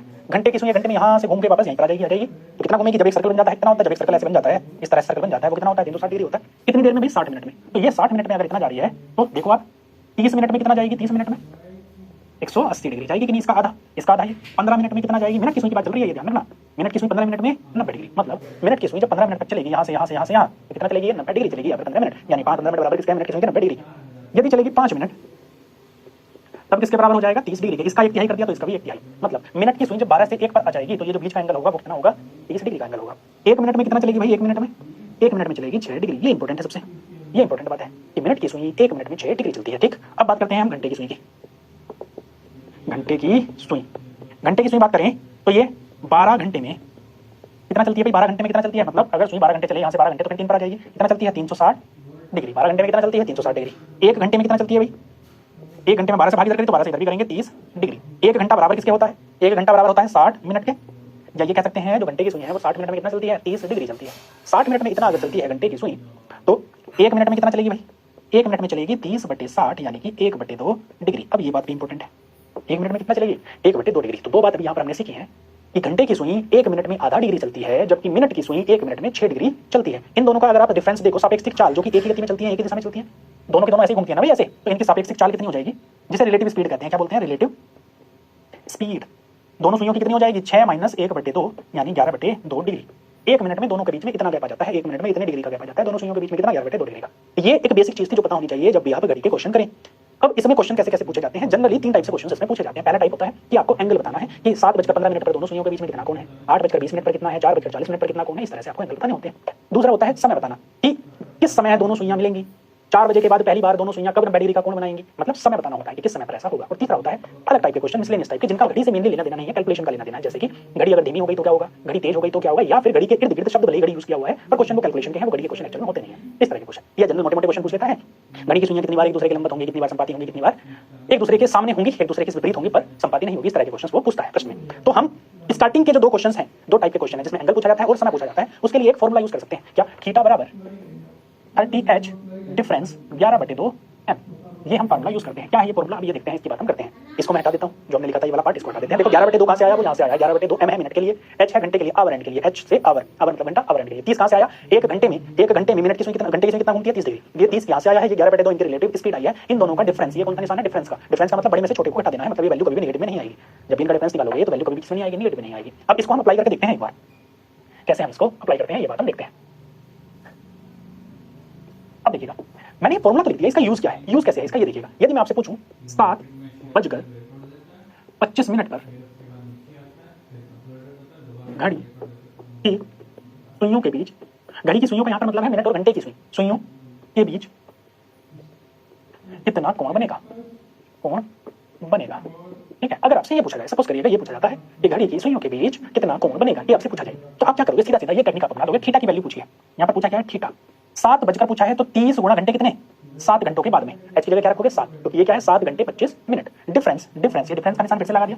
11/2 और m की जगह क्या रख दोगे भाई? 25 रख दोगे और आपका थीटा की वैल्यू आ जाएगी। क्या आ जाएगी देखते हैं सॉल्व करके। थीटा कितना हो जाएगा? 3 × 7 = 21, 210 डिफरेंस 25, 11/2 गुणा 25, 11/2 गुणा 25, 2 से डिवाइड करेंगे कितना आ जाएगा? 5.5 मल्टीप्लाई बाई 25। थीटा बराबर 210, ये वाली वैल्यू छोटी आएगी तो माइनस लिख देते हैं। 25 पंजे 125 का 5 हाथ से लगे 12, 25 पंजे 125 और 12 कितने हो जाएंगे? 137, वैल्यू हो जाएगी 137.5। अब थीटा अगर यहां से निकालो तो कितना आ जाएगा? 110 में से घटाएंगे तो कितना मिलेगा? 0.5। 0 इधर लेकर के गए 1 से, यहां पर कितना बचा? 0, 0 यहां पर अगर हो गया, यहां पर कितना हो गया? 9, 9 में से 7 गए तो कितना गया? 2, यहां पर 0 हो गया। 10 में से कितने गए भाई? 3 गए, 10 में से 3 गए तो बचा 7। वैल्यू कितनी मिली आपको? 72.5 आपको वैल्यू कितनी मिली? 72.5 डिग्री का कोण मिला। थीटा की वैल्यू कितनी आ गई? 72.5 डिग्री, अंश का कोण आ गया। ये आप थीटा की वैल्यू इस तरह फॉर्मूला से निकाल सकते हैं। अब अच्छा, मैं ये भी कहता हूं कि फॉर्मूला लगाने की कोई जरूरत नहीं होती यूपीएससी में। सिर्फ मेंसुरेशन का एक चैप्टर है जिसमें अधिकांश आपको फॉर्मूले की जरूरत पड़ सकती है, वो जरूरी है, वरना किसी चैप्टर में आपको शायद ही फॉर्मूले की जरूरत पड़े, तो इसलिए हम बिना फॉर्मूले भी करेंगे इसको और समझेंगे। हालांकि डायरेक्ट क्वेश्चन कम पूछा जाता है, फिर भी हम अपनी समझ के लिए एक समझ तो बनाए। जब हम फॉर्मूले से करते हैं तो हमारी कोई समझ नहीं बनती, हम सिर्फ उसका फॉर्मूले का एप्लीकेशन देखते हैं, उसको अप्लाई कर देते हैं। अच्छा ये चीज दिया, टाइम और स्पीड दिया है तो हमें ये निकाल देना है, डिस्टेंस निकाल देना है, कुछ दिमाग नहीं लगाना। लेकिन जब हम फॉर्मूला यूज नहीं करते तो हम दिमाग लगाते हैं, सोचते हैं उसको लॉजिकली। यूपीएससी यही चाहता है कि आप लॉजिकली सोचें। देखो क्या कहा गया था आपसे कि 7:25 पर आपको कोण बताना था घड़ी की मिनट और सुई के बीच में। ठीक बात है, कैसे देखेंगे? अगर समय 12 बजे था, पूरा 12 बज रहे थे, तो इस तरह घड़ी की सुइयां होंगी, मिनट की भी 12 पर और घंटे की भी 12 पर। 12 बजे कोई कोण नहीं बनता है, 12 बजे का समय होता है तो मिनट की, घंटे और मिनट की सुई में कोई कोण बनता है? नहीं बनता है। लेकिन अब क्या समय हुआ? 12 बजे के बाद 7 घंटे घूम गई, किसकी सुई घूमी भाई? 7 घंटे घंटे की सुई। तो अब इसको हटा करके देखते हैं, घंटे की सुई, ये सुई कितना चली? 7 घंटे 25 मिनट में कितना कोण बनाती है? कितना कोण बनाती है भाई? ये देखते हैं, 7 घंटे 25 मिनट। ऐसा कर क्यों रहे हैं ये समझते हैं इस बात को हम। देखो 7:25 क्या स्थिति होगी कि जो घंटे की सुई है, घंटे की सुई मतलब आवर एंड कहां पर होगी भाई? यहां पर होगी, 7 से थोड़ा सा आगे, 7 से थोड़ा सा आगे होगी। और जो मिनट की सुई है वो परफेक्टली 5 पर प्लेस होगी। परफेक्टली कहां पर होगी? 5 पर प्लेस। तो आप अगर ऐसा कर लें, सोचें आप इस तरह से प्रश्न को कि टोटल टाइम में से जब 12 बजे का टाइम है, घंटे की सुई यहां पर आ गई, ठीक, और जो मिनट की सुई है वो इतनी चली है। घंटे की सुई चली है यहां से लेके यहां तक, मिनट की सुई चली है ये। अगर पूरे टाइम में से, पूरे डिग्री में से घंटे जितना घूमी है घंटे की सुई, उसमें से अगर इस वाले को माइनस कर दें जितनी मिनट की सुई घूमी है, तो क्या बचेगा? ये वाला भाग बचेगा कि नहीं? ऐसे ही आपको करना है। घंटे की सुई 7 घंटे 25 मिनट में कितना कोण चलती है ये देखते हैं। 1 घंटे में चलती है घंटे की सुई, कितना चलती है भाई? 1 घंटे में यहां से यहां तक 30, प्लस 25 मिनट में कितना चलेगी, 1 मिनट में चलती है 2 डिग्री, तो 25 मिनट में चलेगी इतना। कितना हो गया 210 प्लस 25 का आधा 12.5, कितनी हो जाएगी ये वैल्यू 225.5, 222.5, कितनी वैल्यू हो जाएगी 222.5। ये किसका किसने कौन बनाया, ये कौन बनाया आपका सुई ने, घंटे वाली ने। अब मिनट वाली ने कितना बनाया, मिनट की सुई ने, मिनट की सुई ने कितनी देर में 25 मिनट में, घंटे की तो घंटे की चली है ना, ये तो केवल यहाँ से यहाँ तक आई है मिनट की सुई, कितना आई है केवल 25 मिनट चली है, 12 से यहाँ पर आई है। मिनट की सुई कितना चली, 1 मिनट में चलती है 6 डिग्री, 1 मिनट में मिनट की सुई कितना चलती है 6, तो 25 में कितना चलेगी इतना, यानी कि 150 डिग्री। अब देखो यहाँ से ये वाला जो एंगल है जो नीले वाले उससे बनाया है, ये कितना है आपका 222.5 डिग्री का आया कि नहीं आया, ये वाला आया जो कि किसने बनाया था, घड़ी की घंटे की सुई ने बनाया था। और ये जो दूसरा वाला एंगल है जो कि मिनट की सुई द्वारा बनाया गया है, ये वाला एंगल कितना है आपका 150 डिग्री का आया, 150 डिग्री का। आपको निकालना क्या है, आपको निकालना है ये वाला एंगल, तो कैसे निकालेंगे, इसमें से इसको माइनस कर देंगे, 50 20 70 72.5 डिग्री का ये कोण आ जाएगा। आपने कोई फॉर्मूला नहीं लगाया, सिर्फ समझ लगाई और आपका आंसर कितना है 72.5, और फॉर्मूले से भी आया 72.5। अब ये भी लग सकता है आपको कि भैया फॉर्मूले से क्यों ना करें, फॉर्मूले में तो कम है, सिर्फ वैल्यू का आंसर आ गया। हाँ बिल्कुल सही बात है, फॉर्मूले बनते किस लिए, फॉर्मूलों को बनाने का सीधा सा पर्पस होता है कि आपस में बचे, आप उस चीज को बार बार रिपीट ना करें, ठीक बात है, इसलिए फॉर्मूला बनाया तो आप लगा सकते हैं। पर कई बार क्या होता है कि हम इन फॉर्मूलों के बेस पर एग्जैक्टली परफेक्टली उनको प्लेस नहीं कर पाते, क्योंकि यूपीएससी क्वेश्चन इस तरह से पूछता है कि आप उनको लगाना पड़े या लगाने में समस्या लगे, ठीक, तब हम क्या करते हैं, हमारी ये वाली अप्रोच काम आती है, इसलिए हमें दोनों तरीके पता होने जरूरी है। आगे बढ़ते हैं और क्या एग्जांपल से समझते हैं। मान लीजिए दिया गया है 10:30 पर कोण बताना है, 10:30 पर घड़ी की सुइयों के बीच में कोण आपको बताना है। कैसे बताएंगे, दोनों तरीके फिर से देखेंगे, एक तो फॉर्मूला लगाएंगे, क्या फॉर्मूला है भाई, फिर से देखो मेरे साथ बोलोगे तो याद हो जाएगा, थीटा बराबर 30h डिफरेंस 11/2 11/2 m, ये फॉर्मूला है। लगाते हैं इसको, आंसर निकालते हैं। थीटा बराबर 30 गुना h कितना है भाई, h कितना है 10 डिफरेंस 11/2 m कितना है आपका 30, मिनट कितनी है 30, थीटा बराबर कितना आ जाएगा 300 माइनस 2 से डिवाइड करेंगे 15, 15 का 5 से लगाइए 15 15 और 16, तो थीटा बराबर आपको कितना मिलेगा 60 40 35 135 डिग्री आपका उत्तर आ जाएगा। कितना कोण बनेगा 135 डिग्री का। दूसरा तरीका क्या, अपना बेसिक भाई, बेसिक क्या तरीका है, किसने कितने बजे पूछा गया है भाई कोण, ये देखो जो कोण है वो कितने बजे पूछा गया है, आप देखोगे यहाँ पर 12 है, यहाँ पर 12 है, यहाँ 6 है, यहाँ 3 है, यहाँ बनाने की जरूरत नहीं है, ये तो मैं आपको समझाने के लिए बता रहा हूँ। 10 11 टाइम कितने बजे पूछा है भाई 10:30 बजे, ये परफेक्ट 6 पे घंटे की सुई 10 और 11 के एकदम बीचों बीच, 10 और 11 के बीचों बीच में जो घंटे की सुई है। यदि आपको निकालना है कि मिनट और घंटे की सुई के बीच में कितना कोण बना, तो आप इस वैल्यू से लो, जब 12 बजे का समय, इसमें यहीं से लेंगे आप, जब 12 बजे का समय 0 डिग्री का कोण है, क्योंकि 12 बजे 0 डिग्री का कोण होता है। जो घंटे की सुई है वो कितना घूम गई, इतना घूम गई, इतना सारा, कितना घूमी इतना सारा। जो मिनट की सुई है वो कितना घूमी भाई, केवल इतना घूमी। अगर पूरे कोण में से ये वाला घटा दें, मिनट वाला घटा दें, तो क्या बचेगा, ये वाला कोण बचेगा केवल। यही करते हैं, पूरा कोण किसने बनाया है, पूरा कोण बनाया है किसने, घंटे की सुई ने बनाया है ये वाला कोण, तो घंटे की सुई द्वारा बनाया गया कोण, घंटे की लिखने की जरूरत नहीं है, समझने की जरूरत है, द्वारा बनाया गया कोण कितना होगा भाई, घंटे की सुई द्वारा 10 घंटे 30 मिनट में कितना कोण बनाया होगा भाई, 10 गुना 1 घंटे में कितना बनाती है घंटे की सुई 30 डिग्री का कोण, 1 घंटे में घंटे की सुई कितना बनाती है 30 डिग्री का, बताया था ना स्टार्टिंग में, प्लस 30 मिनट में कितना बनाएगी 30 गुना 1/2, क्योंकि आधा डिग्री बनाती है 1 मिनट में, तो इतना कोण बना देगी, कितना आ जाएगा 315 का हो जाएगा, ये कितना हो जाएगा 315 डिग्री का कोण बनाएगी घंटे की सुई। मिनट की सुई द्वारा बनाया गया कोण, सुई द्वारा 30 मिनट में बनाया गया कोण गया कोण कितना हो जाएगा भाई, 1 मिनट में बनाती है 6 डिग्री का, 30 मिनट में कितना बना देगी 180 डिग्री का कोण ये बन जाएगा। अब देखो ये पूरा बड़ा वाला कोण कितने का बना है 315 डिग्री का, और ये वाला जो कोण बना है जो मिनट की सुई ने बनाया है वो कितने का बनाया है 180 डिग्री का। इन दोनों का डिफरेंस कितना हो गया, 5 में से गया ये, 11 में से 8 गए तो बचा 3, 135 डिग्री का आया, और यहाँ पर भी कितना आया था आपका 135 डिग्री का। इतना कुछ लिखने की जरूरत नहीं पड़ती है जब आप इसको सॉल्व करते हो, इतना कुछ भी नहीं लिखना, यहाँ पर भी इतना नहीं लिखना, ये बहुत छोटा सा क्वेश्चन है। कैसे, एक और एग्जांपल से समझते हैं फटाफट से, उसके बाद में दूसरे टाइप का क्वेश्चन हम करेंगे। चलिए जैसे मैं कहूँ 8 बजकर मान लेते हैं 10 मिनट पर आपको निकालना है कि कोण कितना है। पहले हम करते हैं आपकी बार केवल समझ से क्वेश्चन को करते हैं, तो 8 घंटे 10 मिनट में घंटे की सुई कितना चली, 8 गुना 30 और प्लस 10 मिनट में कितना चलेगी, 10 गुना 1/2 घंटे की सुई कितना चलेगी, 8 घंटे 30 मिनट में 8 घंटे 10 मिनट में घंटे की सुई कितना चलेगी भाई, 8 घंटों में तो इतना चलेगी, 1 घंटे में 30 डिग्री, तो 8 घंटे में 8 गुना 30 डिग्री, 10 मिनट में हर मिनट में आधा डिग्री चलती है घंटे की सुई, तो 10 मिनट में इतना चलेगी, ये तो घंटे की सुई चली, माइनस मिनट की सुई कितना चलेगी 10 मिनट में, 10 गुना 6 ये इतना चलेगी। आंसर आ जाएगा, देखो 8 या 24 24 और 5 245 हो गया, 245 माइनस 10 60, आंसर कितना मिला 185 डिग्री का कोण ये बन गया, 8 से 14 185 डिग्री का ये कोण हो गया। या फिर फॉर्मूले में रखते हैं, क्या है फॉर्मूला, थीटा बराबर 30 गुना 8 डिफरेंस क्या है 11/2 गुना 11/2 गुना 10, 8 या 24 240 माइनस 2 से काटेंगे तो कितना आ जाएगा 5 55, वैल्यू कितनी मिलेगी आपको 185 डिग्री। दोनों ही देखो आप, दोनों तरीके ही देखो कितने छोटे तरीके हैं, सिर्फ ये समझ, अगर आप एक बार समझ गए और कुछ क्वेश्चन कर लिए ना तो बहुत छोटे हैं। अब ये क्वेश्चन की इस टाइप, मुझे उम्मीद है आपको पूरा तरीके से ये टाइप समझ में आ गया होगा। अगला टाइप और करते हैं जो इसी फॉर्मूले पर आधारित है। क्या, जब कोण पूछा जाता है, कोण कैसे पूछा जाता है, तो क्वेश्चन देखिएगा, कोण कुछ इस तरह से पूछा जाता है कि जैसे मान लीजिए 5 बजे के बाद पहली बार समकोण कब बनेगा, कब बनेगा, ये क्वेश्चन है। 5 बजे के बाद पहली बार समकोण कब बनेगा, इसका देखो सीधा सा मतलब है कि घंटे और मिनट की सुई के बीच में समकोण कब बनेगा। इस क्वेश्चन को अगर मैं मोटा मोटा सोल्व करना चाहूं बिना किसी चीज की सहायता के तो ऐसे करूंगा, सिर्फ समझ से सोल्व करें तो ऐसे करेंगे। समकोण का मतलब तो समझ रहे हो ना कि समकोण का मतलब क्या है, समकोण का मतलब होता है 90 डिग्री का, समकोण का मतलब है 90 डिग्री का कोण, ठीक बात है। क्या पूछा है उसने, 5 बजे के बाद पहली बार समकोण कब बनेगा। देखो ये नंबर है 12 3 6 4, ये क्या हो जाएगा 5, ये 4 2 1 बाकी कहीं नहीं है, 5 बजे के बाद पहुंचा है। 5 बजे घंटे की सुई कितनी होगी, घंटे की सुई यहाँ पर होगी और मिनट की सुई होगी यहाँ पर। एक बात है। अब जब समकोण बनेगा तो कब समकोण बनता, जब इन दोनों सुई के बीच में कितना कोण होता, जब इन दोनों सुई के बीच में 90 डिग्री का कोण होता तो समकोण हो जाता। कहां पर बनेगा भैया, देखो यहाँ पर, अगर ये मिनट की सुई यहाँ पर आ जाए, मिनट की सुई कहां पर आ जाए, यहाँ आ जाए, तब इनके बीच में कितना कोण बनेगा, देखो यहाँ से यहाँ तक 30 डिग्री होता है, यहाँ से यहाँ तक भी 30, यहाँ से यहाँ तक भी 30, ये 30 डिग्री के लैप होते हैं, तो 90 डिग्री हो जाएगा। ठीक बात हो जाएगा। लेकिन जब ये जो मिनट की सुई है यहाँ से यहाँ तक आई, टिक टिक करते हुए कहां पर टिक टिक टिक टिक करते हुए यहाँ तक आई, तब ये घंटे की सुई नहीं बढ़ेगी क्या, ये भी तो बढ़ेगी, थोड़ा बहुत तो बढ़ेगी, हाँ धीरे बढ़ती है, घंटे की सुई धीरे चलती है, पर इतना भी ऐसा थोड़ी है कि रुक ही जाए, रुकेगी नहीं, ये भी कहां पहुंच जाएगी भाई, ये भी टिक टिक करती करती थोड़ी तो आगे बढ़ेगी। अब जब थोड़ी आगे बढ़ गई तो 90 डिग्री का कोण कहां रहा, 90 डिग्री का नहीं रहा कोण। अब फिर क्या होगा, देखो मिनट की सुई कहीं यहाँ पर आ जाएगी इस स्थिति में, तब घंटे की सुई थोड़ी सी और बढ़ जाएगी, और पर अब एक स्थिति ऐसी आएगी जब इन दोनों के बीच में परफेक्टली कितना कोण बनना होगा, परफेक्टली कितना कोण बनेगा इन दोनों के बीच में, 90 डिग्री का कोण बनेगा, जो कि समकोण होता है। इस समय ऐसी स्थिति होगी 5:10 के थोड़ी सी बाद में, 5:11 के आसपास में, ये कह सकते हैं 5:11 के आसपास ऐसी स्थिति आएगी, 5:10 के बाद 5:15 से पहले, 5:11 के आसपास ऐसी स्थिति आएगी जब समकोण बनेगा। लेकिन आपको तो एग्जैक्ट टाइम बताना है, ये तो यूपीएससी पूछता है क्वेश्चन ऐसा कि वो किस टाइम के बीच में ऐसा होगा, ऐसा यूपीएससी पूछता है। जब आप प्रीवियस ईयर के क्वेश्चन देखेंगे तो आपको समझ में आएगा कि ये अप्रोच बेटर अप्रोच है, पर फिर भी आपको एक दूसरा टॉपिक भी समझना चाहिए, दूसरा पॉइंट भी समझना चाहिए। अगर एग्जैक्ट नंबर पूछ लेगा कि किस टाइम पर एग्जैक्टली ऐसा होगा कि 90 डिग्री का कोण बनेगा, तब आप क्या करेंगे, तब आप लगाएंगे फॉर्मूला, और फॉर्मूला आपके पास है, और कोई फॉर्मूला आपको देखना नहीं है, फॉर्मूला ये है थीटा बराबर RTH माइनस 11/2 एम, या फिर डिफरेंस लिख देंगे, जो बड़ा होगा बड़े में से छोटे को बेसिकली आप घटा देंगे, इतना ही करेंगे। थीटा की जगह क्या रखेंगे, आप 90 डिग्री, क्योंकि समकोण बनाना है तो ये 90 डिग्री का कोण तो दिया हुआ है, समकोण बनाना है।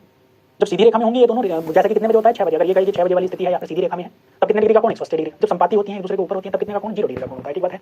अब देखो थीटा बराबर 90, 30 गुना h कितने बजे की बात की बात है, 5 बजे के बाद ही तो ऐसा होगा, पहली बात 30 गुना 5 माइनस 11/2 गुना m, मिनट की तो निकालनी है, 5 बजे के बाद कितने मिनट पर ऐसा हुआ ये तो आपको निकालना है।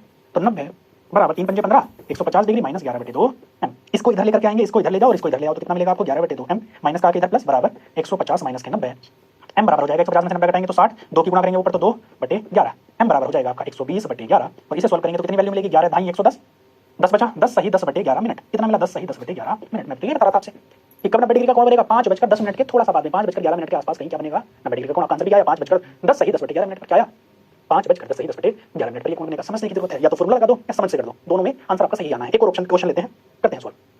अभी 90 डिग्री का लिया था, अब देखते हैं, चलिए 9 बजे के बाद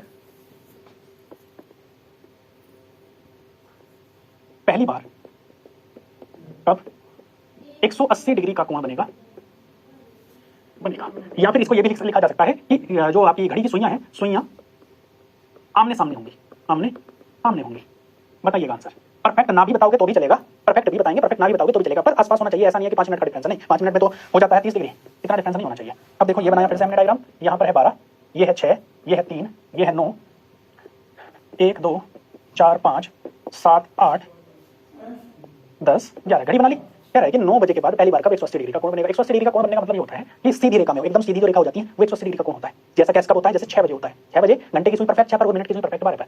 ऐसा कब होगा, देखो जब घंटे की सुई 9 बजे के बाद यदि 9 पर होती है और ये परफेक्ट 3 पर होती है, तब कितना बनता है, 180 डिग्री का कोण बन जाता। बनता कि नहीं, पर ऐसा होता थोड़े है, ऐसा कभी नहीं होता। क्यों नहीं होता है भैया, इसका रीजन क्या है ये समझते हैं। जब 9 बज रहे थे तो ये स्थिति थी, 9 बजे ये स्थिति थी, फिर क्या आया, चेंज आया, ये सुई बढ़कर यहाँ पर पहुंच गई 15 पर। जब ये 15 पर पहुंची तो जो घंटे की सुई थोड़ी सी आगे बढ़ गई, बढ़ी कि नहीं बढ़ी, 15 मिनट में ये भी तो चलेगी, घंटे की सुई चलेगी।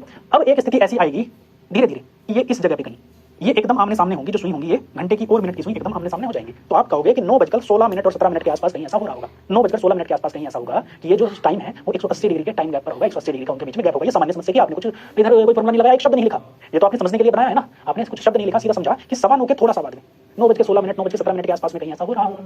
कैसा, कि दोनों के बीच 180 डिग्री का बनेगा, या फिर फॉर्मूला लगा देते, एग्जैक्ट वैल्यू निकालनी थी, तो थीटा बराबर 30h माइनस 11/2 m, 30 गुणा h की वैल्यू 9 माइनस 11/2 m, थीटा बराबर क्या है 180 डिग्री, 180 डिग्री बराबर 3 9 27 270 डिग्री माइनस 11/2 m। इसको इधर ले जाएंगे, इसको इधर, तो 11/2 m बराबर 270 माइनस के 180, m बराबर कितना हो जाएगा, कितना हो जाएगा, ये 90 गुणा 2/11 यानी 180/11, 11 से डिवाइड करो, 11 11 बचे 7, 70 हो गया, 11 66 बचा 4/11, 16 से ही 4/11 मिनट पर परफेक्टली ऐसा होगा क्या कि दोनों के बीच में 180 डिग्री का कोण होगा, या फिर दोनों की दोनों सुइयां एक दूसरे के एकदम आमने सामने होंगी। तो इस तरह के क्वेश्चन पूछे जाते हैं आपके घड़ी में। 2 तरह के क्वेश्चन हमने किए, ठीक। अब देखते हैं प्रीवियस ईयर क्वेश्चन, जो थर्ड टाइप है उसको तभी समझेंगे जब हम प्रीवियस ईयर क्वेश्चन करेंगे, उसके कांसेप्ट को भी समझेंगे। वो मैथमेटिकल पार्ट है बेसिकली, कि कितनी देर हो गई, इतनी तेज हो गई, वो मैथमेटिकल पार्ट है, वो सामान्य समझ का क्वेश्चन है, वो जनरल मेंटल एबिलिटी का क्वेश्चन, वो प्योरली घड़ी में काउंट करना गलत है कि घड़ी इतनी देर हो जाती है, इतनी तेज हो जाती है, वो वाले क्वेश्चन जनरली होते हैं। यहाँ पर घड़ी कितने बजे बजेंगी एक साथ, वो आपका क्वेश्चन आता है एलसीएम में। अब हम देखते हैं प्रश्नों को। 2022 में प्रश्न पूछा गया, जैसे ये प्रश्न पूछा गया 2022 में, ये कैलकुलेशन का प्रश्न था, घड़ी का प्रश्न था ही नहीं। प्रश्न किस चीज का था, कैलकुलेशन का प्रश्न था, घड़ी का प्रश्न थोड़ा था। चलिए करिएगा सोल्व, बताइएगा।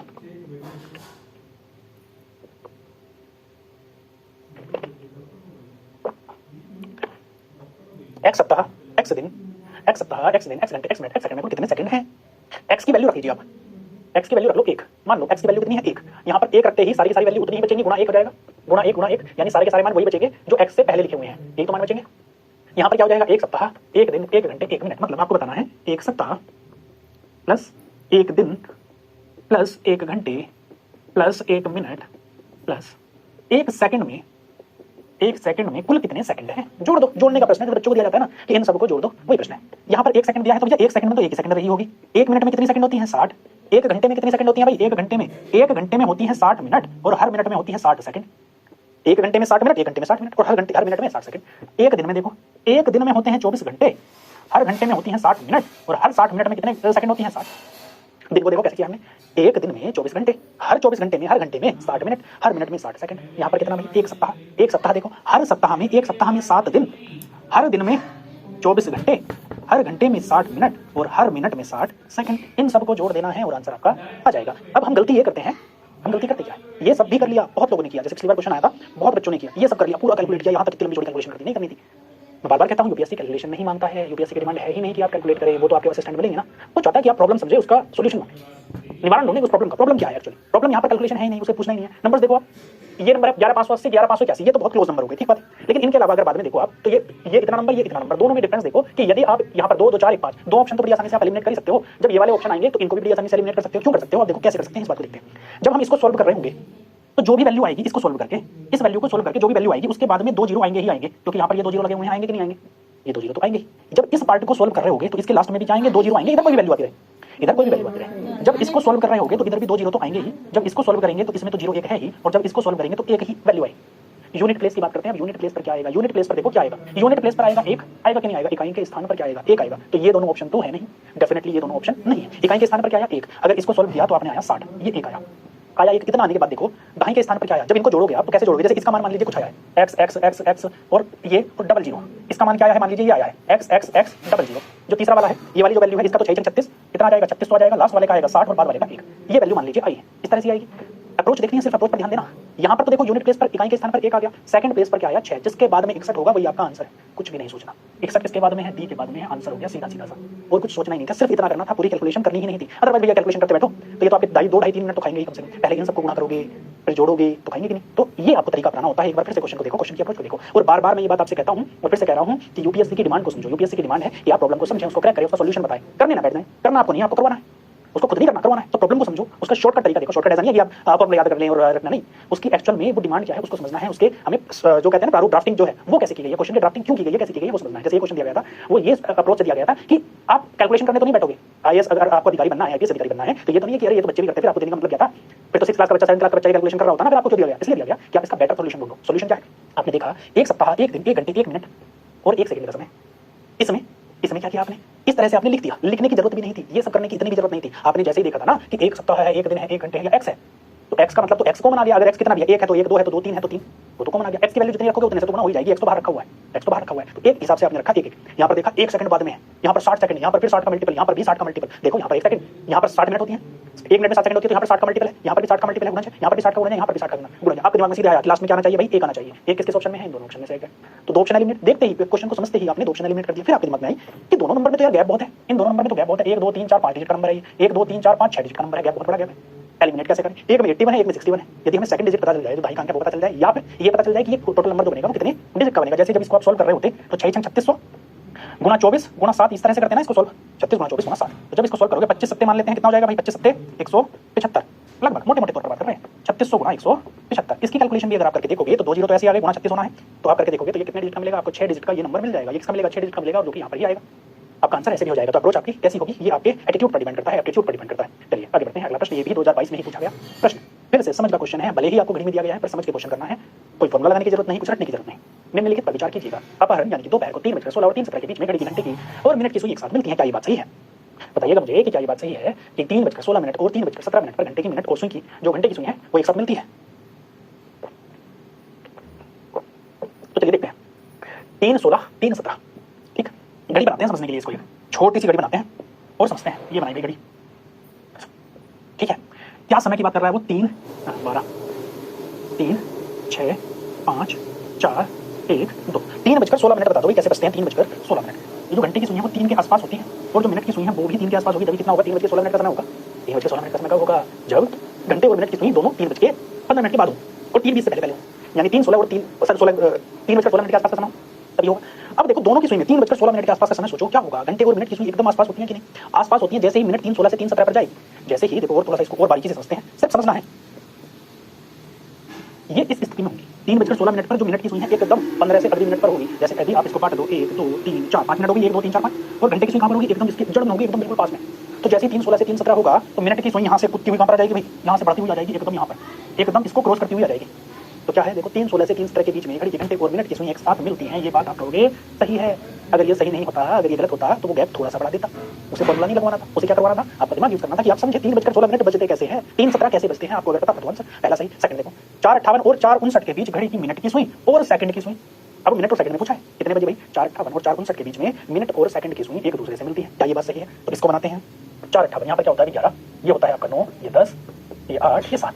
4:58 के टाइम पर क्या होगा भाई? जो घंटे की सुई है वो 5 के आसपास होगी, मिनट की जो सुई है वो कहां पर होगी? यहाँ पर होगी 12 के पास। 4:58 पर यहाँ पर होगी। और जो सेकंड की सुई है वो तो घूमती ही रहती है। वो क्या करती है? वो तो घूमती रहती है। आपसे पूछा क्या है? प्रश्न को पढ़ना जरूरी है। मिनट की सुई और सेकंड की सुई एक साथ मिलेगी। जब देखो 4:58 का समय है, ऐसे है। अभी सेकंड की सुई यहाँ पर है 12 पर, सेकंड की सुई कहां पर है? 12 पर है। ये घूमी घूमी घूमती रही घूम के फिर 12 पर पहुंच गई। 12 पर पहुंच गई तो जब 12 पर पहुंची तो इतने समय में मिनट की सुई कहां पर आई? 1 मिनट बढ़ गई। यहाँ पर आई 1 मिनट बढ़ गई। मिनट की सुई 58 से 1 मिनट तक कब बढ़ेगी? जब सेकंड की सुई पूरी 60 सेकंड घूम लेगी, पूरा 60 सेकंड घूम लेगी, पूरा चक्कर। सेकंड की सुई 12 से घूम के जब यहाँ पर 12 पर आ जाएगी, तब जाकर कहीं मिनट की सुई 1 मिनट बढ़ेगी कि नहीं? जब ये पूरा घूम रही है तो इसके ऊपर से गुजरेगी कि नहीं? सेकंड की सुई घूम तो ऐसे ही रही है, तो ये मिनट की सुई के ऊपर से गुजरी, तो ये भी क्या हो जाएगा? सही। ये 4:58 और 4:59 के बीच में घड़ी की मिनट और सेकंड की सुई एक दूसरे से के साथ मिलती है। सही है। तो आपका आंसर क्या हो जाएगा? Option C. ये प्रश्न था 30 35 40 सेकंड से बड़ा कोई प्रश्न नहीं था। ये सिर्फ समझते तो आसानी से सोल्व होना था, नहीं समझते तो बहुत समय लगा कर भी बड़ी मुश्किल से सोल्व होता। कैसे हो सकता था वो भी देखते हैं। सेकंड वाला तो ऐसे ही करना था, क्योंकि मिनट सेकंड में आपने पढ़ते कहां है? मिनट सेकंड की कंपैरिजन हम पढ़ते कहां है कि मिनट कितना घूमती है, सेकंड कितना घूमती है। हालांकि कंपैरिजन लगभग वैसा ही है जैसा घंटे और सेकंड का है, पर उसमें चेंज क्या होता है? देखो 1 मिनट में 60 सेकंड घूमती है सेकंड की सुई। यानी अगर मिनट की सुई 6 डिग्री घूमी, यानी 1 मिनट घूमी, तो सेकंड की सुई कितना घूम गई भाई? 60, पूरा का पूरा सर्कल 60 सेकंड का पूरा कर लिया। यानी कितना घूम गई? 1 मिनट। जैसे ही मिनट की सुई घूमी तो 1 मिनट में वो 360 डिग्री घूम गई। कितना घूमी सेकंड की सुई? 360 डिग्री। तो डिग्री में अगर बात करेंगे तो इस तरह से इस कॉम्प्लिकेशन में पढ़ने की ज्यादा जरूरत नहीं है, क्योंकि सामान्य प्रश्न आते हैं इस तरह के। पहला वाला अगर आप सोल्व कर रहे होते तो फॉर्मूला लगाते थे थीटा बराबर क्या है? घड़ी की सुई एक साथ मिलती है, क्या होता है फॉर्मूला? 30h - 11/2। ये फॉर्मूला लगा देते हैं। थीटा पता है आपको 0 डिग्री, जब मिलेंगे तो 0 डिग्री का कोण हो जाएगा। जब एक दूसरे के ऊपर आ गए इस तरह से तो कोण कहां बना? कोई कोण नहीं बना, 0 डिग्री का कोण हो गया। RTH कितने बजे के बाद की बात की भाई? 3 बजे के बाद की बात की, तो 30 × 3 - 11/2। m कितना है भाई? m ही तो निकालना है आपको। ये इधर आ जाएगा तो कितना हो जाएगा? 11/2 m बराबर 90। और m की वैल्यू कितनी हो जाएगी भाई? 90 × 2/11 90 × 2 × 11। कितनी वैल्यू हो जाएगी? 180/11। इसका मतलब क्या है? 11 × 11 11 × 66 और 4/11, यानी 3:16 से 4/11 मिनट पर मिनट और घंटे की सुई मिलेगी। कितने पर मिलेगी? 3:04 से 11 मिनट पर, 3:16 मिनट 4 से 11 सेकंड पर ये जो है घंटे और मिनट की सुई मिलेगी। यानी 16 मिनट के बाद और 17 मिनट से पहले मिलेगी। ठीक, तो पहला वाला सही हो जाता, सेकंड वाले को आप ऐसे ही चेक करते हैं, आपका आंसर आ ही जाता। अगले प्रश्न की ओर बढ़ते हैं। प्रश्न समझ में आए ना? यूपीएससी क्या पूछना चाहता है? ये सभी टॉपिक की बात है। आपने डायरेक्शन सेंस टेस्ट किया है, आपने कोडिंग डिकोडिंग किया है, ब्लड रिलेशन किया है, रैंकिंग ऑर्डर सीक्वेंस अरेंजमेंट, सारे टॉपिक किए। अभी इससे पहले सिलोज किया। सिर्फ आपकी समझ जानना चाहता है, वो बहुत कॉम्प्लिकेशन वाले तरीकों में आपको नहीं लगा रहा है। ये 2021 का क्वेश्चन ऐसा ही क्वेश्चन जैसा 2022 में भी पूछा गया। अभी जो क्वेश्चन पूछा जिसका हम डिस्कस कर रहे थे, ऐसा ही क्वेश्चन वो भी है, सिर्फ फॉर्मेट चेंज है। देखो कैसे सेम रिपीटेशन है कि नहीं है? निम्नलिखित में से किस समय घड़ी की घंटे की सुई मिनट की सुई आपस में 180 डिग्री का कोण बनाएंगी? सेम क्वेश्चन है, कैसे है देखो समझेंगे। सिर्फ लैंग्वेज से कुछ नहीं हो रहा है कि लैंग्वेज अलग दी गई है, थोड़ा बहुत तो मॉडिफिकेशन करेगा ना, 2-4 शब्द तो चेंज करेगा ना, इंप्रोवाइज तो कुछ ना कुछ करेगा, पर कांसेप्ट वही आता है। अगर आपके कांसेप्ट क्लियर है तो कोई पंगा आपको नहीं पड़ना है, बड़ी आसानी से कर लेंगे सोल्व। क्या कह रहा है वो? निम्नलिखित में से किस समय घड़ी की घंटे की सुई मिनट की सुई आपस में 180 डिग्री का कोण बनाएगी? सारे के सारे ऑप्शन में देखो 7 बजे के बाद की बात की है। 7 बजे के बाद की बात चारों के चारों ऑप्शन में की है कि 7 बजे ऐसा होगा, 7 और 7:05 के बीच में ऐसा होगा, 7 और 7:05 पर परफेक्टली ऐसा होगा, 7:05 और 7:10 के बीच में होगा। एक ऑप्शन को लेते हैं हम, इनको सोल्व करते हैं। यहाँ पर 12 है, यहाँ है 6, यहाँ है 3, यहाँ है 9, राइट। अब 7 बजे के बाद की बात की है तो भी 7 बजे भी बजाने पड़ेंगे। यहाँ 8, यहाँ 7 बना लेते हैं सारा। 6, 5, 2 और 1। यहाँ पर क्या है? 11 और यहाँ क्या है? 10। 7 बजे क्या कंडीशन रहेगी? 7 बजे ये कंडीशन रहती है बेटा कि 7 बजे जो घंटे की सुई है वो यहाँ पर रहती है परफेक्ट 7 पर, और मिनट की सुई होती है परफेक्ट 12 पर होती है। क्या ये जो कोण है 180 डिग्री का है? अरे नहीं है, तो पहला वाला ऑप्शन कहाँ रखा है? इसको हटाओ, पहले ऑप्शन को हटा दो। पहला ऑप्शन रखी क्यों रखा है जब है नहीं तो? 7:35 पर 7 बजे थोड़े ना होता है, 6 बजे होते तब 180 का बन रहा होता। यहाँ तो देखो 30, 30, 60, 30, 90, 120, 150, 180, 210 डिग्री का कोण बनता है भाई 7 बजे। कितना बनता है? 210 डिग्री का। समझ में आ रहा है ना कि कितना बनता है? 210 डिग्री का। 7 घंटे में घंटे की सुई कितना कोण बनाएगी? 210 डिग्री का, क्योंकि 1 घंटे में बनाती है 30 डिग्री का। तो कितना बनेगा? ये कितना कोण बनेगा? क्लियर हुआ? अब सेकंड वाला देखो, एक ऑप्शन आपने एलिमिनेट कर दिया, पहला ऑप्शन है नहीं। सेकंड 7 और 7:05 के बीच में, हम 7 बजे तो देख चुके हैं, 7 बजे तो ऐसा नहीं होता। 7:05 पर चेक करते हैं, 7:05 पर इसको चेक करते हैं। 7:05 पर क्या होता है? मिनट की सुई एकदम 5 पर होती है कि नहीं? मिनट की सुई कहां पर होगी बेटा? एकदम 5 पर होगी, बिल्कुल परफेक्ट 5 पर। और 180 डिग्री का कोण बनाने के लिए एकदम सीधी लाइन चाहिए आपको, एकदम सीधी। 180 डिग्री का कोण बनाना है तो सीधी लाइन चाहिए। यानी कि ये अगर 1 पर है तो ये वाली जो सुई है ये 7 पर होनी चाहिए, परफेक्टली कहां पर होनी चाहिए? 7 पर, 7 पर। कहां होनी चाहिए? ये परफेक्टली 7 पर होनी चाहिए। पर ऐसा होता कहां है? ऐसा होता तो नहीं है। क्यों नहीं होता? देखो जो घंटे की सुई है वो थोड़ा सा डेविएट होकर 7 से थोड़ा सा आगे निकल जाती है। यहाँ से डेविएट नहीं होगी, यहाँ से थोड़ा सा आगे निकल जाती है, होनी यहाँ पर चाहिए थी। अगर यहाँ होती अगर जो घंटे की सुई है वो यहाँ पर होती तब ये 180 डिग्री का कोण बनता, 7 पर अगर परफेक्टली 7 पर होती तब 180 डिग्री का कोण बनता कि नहीं बनता। लेकिन ये क्या हुई, जो सुई है वो थोड़ा सा आगे निकल गई, आगे निकलेगी ना, क्यों निकलेगी आगे ये पता है आपको, देखो फिर से।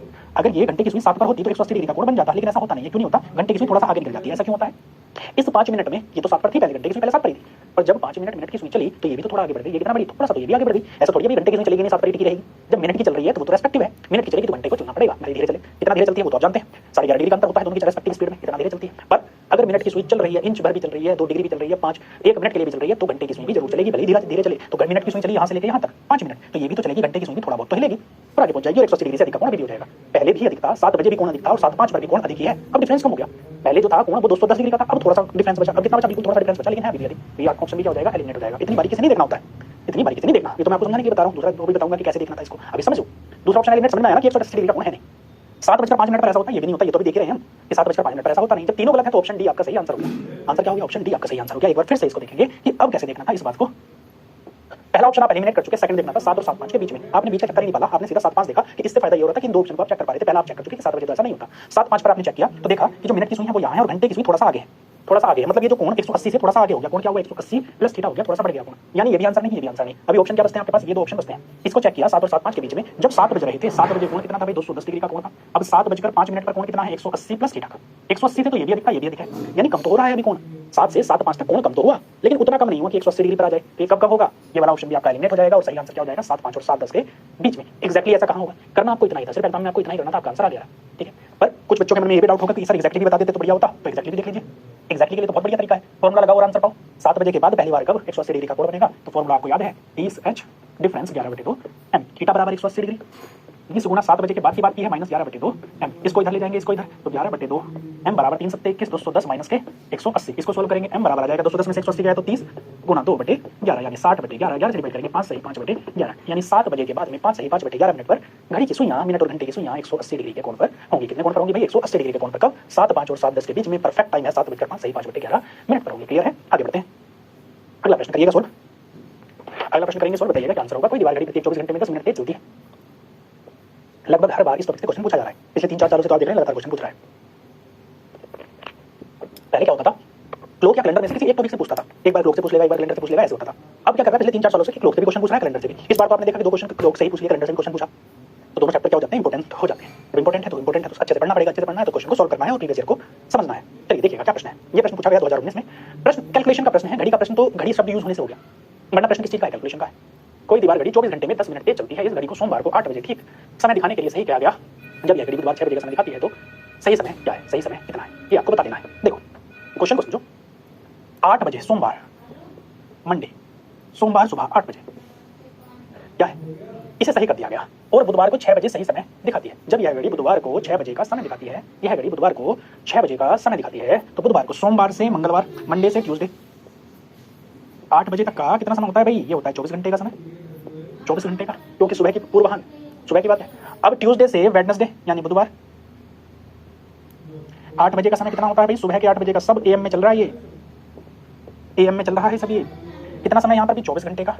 और इसी में वेडनेसडे के दिन ही कितने बजे, शाम को 6 बजे, अपराह्न 6 बजे यानी कि 6 पीएम, कितना समय हो जाएगा, 8 बजे से लेकर 6 बजे तक का भाई कितना समय हो जाएगा, 8 बजे से 12 बजे तक 4 घंटे और 4 से 6 10 घंटे, टोटल कितना समय हो जाएगा, सुबह 8 से शाम 6 बजे तक का 10 घंटे, टोटल टाइम कितना हो जाएगा, 24 24 48 और 10 58 घंटे। प्रश्न अब देखो ये बना है आपका कि कोई घड़ी हर 24 घंटे में 10 मिनट तेज हो जाती है, कितनी हो जाती है, हर 24 घंटे में 10 मिनट तेज हो जाती है, तो 58 घंटे में जब उस घड़ी में 58 घंटे हो गए होंगे तो सही घड़ी में कितना समय हुआ होगा। 24 घंटे में 10 मिनट तेज चलती है तो 58 घंटे में कितनी तेज हो जाएगी। अब देखो प्रश्न में जैसे कहा गया है, कैलकुलेशन का प्रश्न है, जो खराब घड़ी है, यह घड़ी कितने बजे का समय दिखाती है, तो सही समय क्या है, 24 घंटे प्लस 10 मिनट सही घड़ी के किसके बराबर है, 24 घंटों। खराब घड़ी के जो 24 घंटे 10 मिनट हैं वो सही घड़ी के कितने के बराबर है, कितने के बराबर है। अगर ये कहें हम कि खराब घड़ी का 1 घंटा किसके बराबर है, 1 घंटा 24 घंटे, 24 घंटे को मिनट में बदल लें और इसको भी मिनट में बदल दें, 24 गुना 60 प्लस 10 कितने के बराबर है, कोई समस्या। खराब घड़ी के 24 घंटे 10 मिनट सही बराबर किसके हैं, सही घड़ी के 24 घंटों के, क्योंकि सही घड़ी चली 24 घंटे, खराब घड़ी 24 घंटा और 10 मिनट एक्स्ट्रा, क्योंकि वो तेज हो गई। जब खराब घड़ी 1 घंटा चली होगी तो सही घड़ी इतना चली होगी, एक 24 घंटे को एच की जगह हमने 60 से गुणा कर दी, क्योंकि 1 घंटे में कितने होते हैं, 60 मिनट होते हैं, हमने मल्टीप्लाई कर दिया, राइट। यहाँ पर मल्टीप्लाई किया, 24 गुना 60 यहाँ पर 60। आपसे पूछा क्या है, जब ये खराब वाली घड़ी 58 घंटे चलती है, कितनी चलती है भाई खराब वाली घड़ी, 58 घंटे, क्यों, जब यह घड़ी बुधवार को 8 बजे का समय दिखाती है, 8 बजे तक कितनी चली होगी, अभी तो लगाया हमने, सुबह 6 बजे से सोमवार को बुधवार को 8 बजे तक 58 घंटे चली है, तो ये 58 घंटे चली है, तो सही वाली घड़ी कितना चली होगी भाई, 24 गुणा 60 बटे ये कितना हो जाएगा भाई 24 गुणा 60 प्लस 10 कितना हो जाएगा 6 चौक 24 का 4 हासिल लगे 2 6 दूनी 12 2 14 और 10 और 1440 और 10 कितना हो जाएगा भाई 1450 हो जाएगा नीचे और ऊपर जो वैल्यू हो जाएगी कैलकुलेट करेंगे तो कितना हो जाएगी 1440 ऊपर वैल्यू कितनी हो जाएगी 1440 गुणा कितना हो जाएगा यहाँ पर हो जाएगा क्योंकि 58 घंटे में पूछा है डिवाइड करेंगे 2 से डिवाइड करो या 29 से डिवाइड करो 29 दूनी 58 29 पंजे ये हो गया 2 से डिवाइड करेंगे कितनी वैल्यू हो जाएगी 25 25 से डिवाइड कर दो इसको 5 से डिवाइड करेंगे 5 पंजे 25 5 से डिवाइड करेंगे 5 दूनी 10 4 5 दूनी 10 4 44 हो गया 5 अट्ठे 40 बचा 4 40 5 अट्ठे 40 यानी कि 288 मिनट चलेगी। जो सही वाली घड़ी है वो कितना चलेगी भाई 288 मिनट। इसका मतलब क्या है भाई 60 से डिवाइड करें तो इसे तो 6 60 से नहीं इसको किससे डिवाइड करेंगे 288 मिनट चलेगी। कितना चलेगी भाई 288 मिनट। ओके 288 बटे 5 मिनट 288 बटे 5 घंटे कितना आएगा क्योंकि 58 घंटे में कितना चलेगी 5 से डिवाइड करो इसे 5 से डिवाइड करेंगे तो वैल्यू कितनी आ जाएगी भाई 5 पंजे 25 25 3 38 हो गया 5 7 35 30 5 36 57.6 घंटे 57.6 घंटे का मतलब क्या है 57 घंटे प्लस 6 बटे 10 यानी 3 बटे 5 घंटे 57.6 घंटे का मतलब ये होता है 57 घंटे प्लस 3 बटे 5 गुणा 60 60 से 5 से डिवाइड करेंगे 12 12 कितना होता है 36 यानी 57 घंटे प्लस 36 मिनट। ये आपका आंसर हो जाएगा। क्या आंसर हो जाएगा ऑप्शन है 36 मिनट तो यहीं पर दिख रहा है। आंसर क्या हो जाएगा ये इतनी लंबी चौड़ी कैलकुलेशन है क्या नहीं है इतनी लंबी चौड़ी कैलकुलेशन भी नहीं है। सबसे पहला टास्क क्वेश्चन को सॉल्व करने में क्या है ये समझो। प्रश्न में क्या दिया गया है प्रश्न को पढ़ना समझना सबसे पहला टास्क है। एक दीवार घड़ी प्रत्येक 24 घंटे में 10 मिनट तेज चलती है। इस घड़ी को सोमवार को सुबह 8 बजे सही समय दिखाने के लिए सही किया जाता है तो बुधवार को शाम 8 बजे तक इस घड़ी ने समय दिखाती है। बुधवार को शाम 6 बजे सही घड़ी कितना समय दिखाएगी या फिर सही समय क्या हो रहा होगा ये आपको बताना है। तो आप देखो ये सोमवार के सुबह 6 बजे से बुधवार तक कितना समय इसने लिया। इस घड़ी ने जो खराब घड़ी थी कितना समय लिया आपने देखा यहाँ से कैलकुलेट करके ये जो समय आया आपका आया 58 घंटों का समय आया। इसको आप ओरली सोल्व कर सकते थे 58 घंटे को इसको ये लिखने की जरूरत थी नहीं थी आप ऐसे ही सोल्व कर लेते। तो मैं आपको समझाने के लिए बता रहा हूँ। अब बताते हैं इसको कि कैसे आपको सोल्व करना। तो आपने देखा कि यहाँ से लेकर यहाँ तक कितना टाइम हुआ भाई 58 घंटों का टाइम है 58 घंटों का टाइम है। आपने देखा ये जब घड़ी 24 घंटे प्लस 10 मिनट चलती है तो सही वाली चलती है 24 घंटे। जब ये घड़ी 58 घंटे चलेगी तो सही वाली कितनी चलेगी 24 गुणा 60 घंटे की बात थी ना बटे 24 गुणा 60 और प्लस 10 गुणा 58। सोल्व करते हैं यहाँ से कितना चलेगी ये वाला वैल्यू कितनी आ जाती है आपकी यहाँ से वैल्यू आ जाती है 57.6 घंटे। इसको सोल्व करके ये आता आपको ये वाली वैल्यू यहीं पर आती। अब देखो ये खराब वाली चल रही थी 58 घंटे सही वाली चल रही है 57.6 घंटे का मतलब 58 से 1 घंटा कम और उससे के आधे से ज्यादा 58 से 1 घंटा कम यानी 6 बजे से 1 घंटा कम 5 और आधे घंटे से ज्यादा 0.6 का मतलब आधे से ज्यादा होता है ना। आधे से ज्यादा कौन सा है ये वाली वैल्यू है बाकी सब तो आधे से कम ही है ना 0.5 से सारी की सारी वैल्यू कम है 0.6 कहां पर यहाँ पर कोई सोल्व नहीं करना था ये सीधा सीधा आंसर दे देना था। ठीक है इस तरह से आप अप्रोच करते हैं और आंसर लेकर आते हैं। ये अप्रोच आपकी होनी चाहिए। अगला प्रश्न देखते हैं 2017 में ये प्रश्न पूछा गया है। हर घड़ी 24 घंटे में हर घड़ी हर पल 24 घंटे में 2 मिनट धीमी हो जाती है जबकि एक दूसरी घड़ी हर 24 घंटे में 2 मिनट तेज हो जाती है। एक विशेष क्षण पर दोनों घड़ियां एक ही समय दिखाती हैं। यदि 24 घंटे वाली घड़ी का अनुसरण करें तो निम्नलिखित कथनों में से कौन सा सही है। 24 घंटे वाली घड़ी का अनुसरण करना है 24 घंटे में 2 मिनट धीमी हो जाती है जबकि दूसरी घड़ी 24 घंटे में 2 मिनट तेज। तो आप देखोगे 24 घंटे के अंदर उनके बीच का गैप कितना रहा। एक धीमी हो गई एक तेज यानी 24 घंटे जब घड़ी में हुए तो एक घड़ी में 24 घंटे से 2 मिनट कम थी एक में 24 से 2 मिनट अधिक थी। टोटल उनके बीच में गैप कितना था 4 मिनट का गैप था। तो मैं ये कह सकता हूँ या आप कह सकते हैं कि 24 आवर्स में एक दिन में दोनों में जो अंतर है वो कितने का है 4 मिनट का अंतर है कि नहीं है। कितना अंतर है भाई 4 मिनट का अंतर है दोनों में कितना अंतर है 4 मिनट का अंतर है दोनों में। एक विशेष क्षण पर दोनों घड़ियां एक ही समय दिखाती है। कोई एक टाइम ऐसा है जब दोनों को सही कर दिया गया ये मानिए। यदि 24 घंटे वाली घड़ी का अनुसरण करें तो निम्नलिखित में से कौन सा सही है। इन चारों ऑप्शंस में से कौन सा सही है। वे सही है अभी इस समय पर। अब देखना है आपको 30 दिन पूरा होने पर दोनों घड़ियां एक ही समय दिखाएंगी। एक दिन में कितना अंतर आता है भाई 4 मिनट का अंतर आता है। एक मिनट में कितना अंतर आता है 4 मिनट का। सही समय कब दिखाएंगे जब दोनों के बीच का अंतर कितना हो जाएगा 24 घंटों का अंतर हो जाएगा। क्यों क्योंकि ये दिया गया है कि 24 घंटों वाली घड़ी का अनुसरण करना है।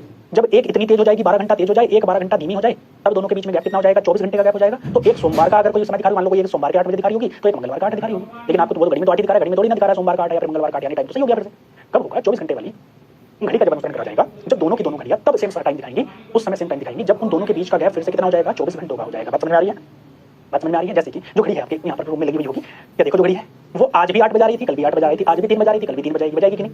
आपको क्या पता किस दिन का 3 है कौन सी घड़ी तेज चल रही है। आप अगर मान लीजिए 2 महीने बाद कहीं से आते हैं आपने देखा 3 बज रहे हैं जो दूसरी घड़ी देखी उसमें भी 3 बज रहे हैं। आपको कोई आके आपका साथी बचाया ये तो बड़ी खराब है बस तो उसमें भी 3 रहे हैं। ऐसा क्यों है क्योंकि वो जो टाइम गैप है वो कवर हो गया। क्योंकि यहाँ पर टाइम गैप 24 घंटों का है तो हर 24 घंटे के बाद में जब इन दोनों के बीच का गैप 24 घंटे कवर हो जाएगा तो ये क्या होंगे सही समय दिखाएंगे। अब 24 घंटों में यानी एक दिन में कितना का गैप कवर होता है 4 मिनट का तो 30 दिन में कितना कवर होगा। ये तो एक दिन की बात थी भाई एक दिन यहाँ पर 24 घंटे में तो 30 दिनों में कितना कवर होगा 30 गुणा 4 यानी 120 मिनट यानी कि 2 घंटे का कवर होगा। 2 घंटे कवर होने से तो कुछ भी नहीं हो रहा 2 घंटे कवर होने से नहीं हो रहा तो इससे आंसर आपका नहीं आएगा। दोनों घड़ियां फिर एक समय नहीं दिखाएंगे 30 दिन बाद तो नहीं। अगर आप कहो जी 90 दिनों में ऐसा होगा जो सेकंड ऑप्शन है तो 90 दिनों में कितना अंतर आ जाएगा भाई 90 गुणा 4 यानी 9 चौक 36 यानी 360 मिनट यानी कि 6 घंटे या 6 घंटे कवर होने से ऐसा हो जाएगा नहीं होगा ये भी गलत ये भी क्या हो जाएगा गलत। अब अगला देखते हैं 120 दिन पूरे होने पर क्या ऐसा हो जाएगा देखते हैं 120 दिन पूरा होने पर होता है क्या 120 दिन में क्या होगा 120 गुणा 4 12 चौक 48 480 घंटे 480 घंटे का मतलब 480 मिनट का मतलब 8 घंटे 8 घंटे का कवर गैप होने से भी क्या होता है 8 घंटा गैप कवर होने से भी कुछ नहीं होगा तो ये भी गलत है और आपका सही आंसर क्या हो जाएगा विकल्प डी। यहाँ पर भी कैलकुलेट करने जैसा कुछ था ही नहीं 30 चौक 120 9 चौक 36 और 12 चौक 48 इतनी वैल्यू थी इतनी कैलकुलेशन थी और आपने आंसर बता दिया डी आंसर है। बशर्ते आप समझते हो क्वेश्चन को आप जानते हो क्वेश्चन को आगे बढ़ते हैं अगले प्रश्न की ओर।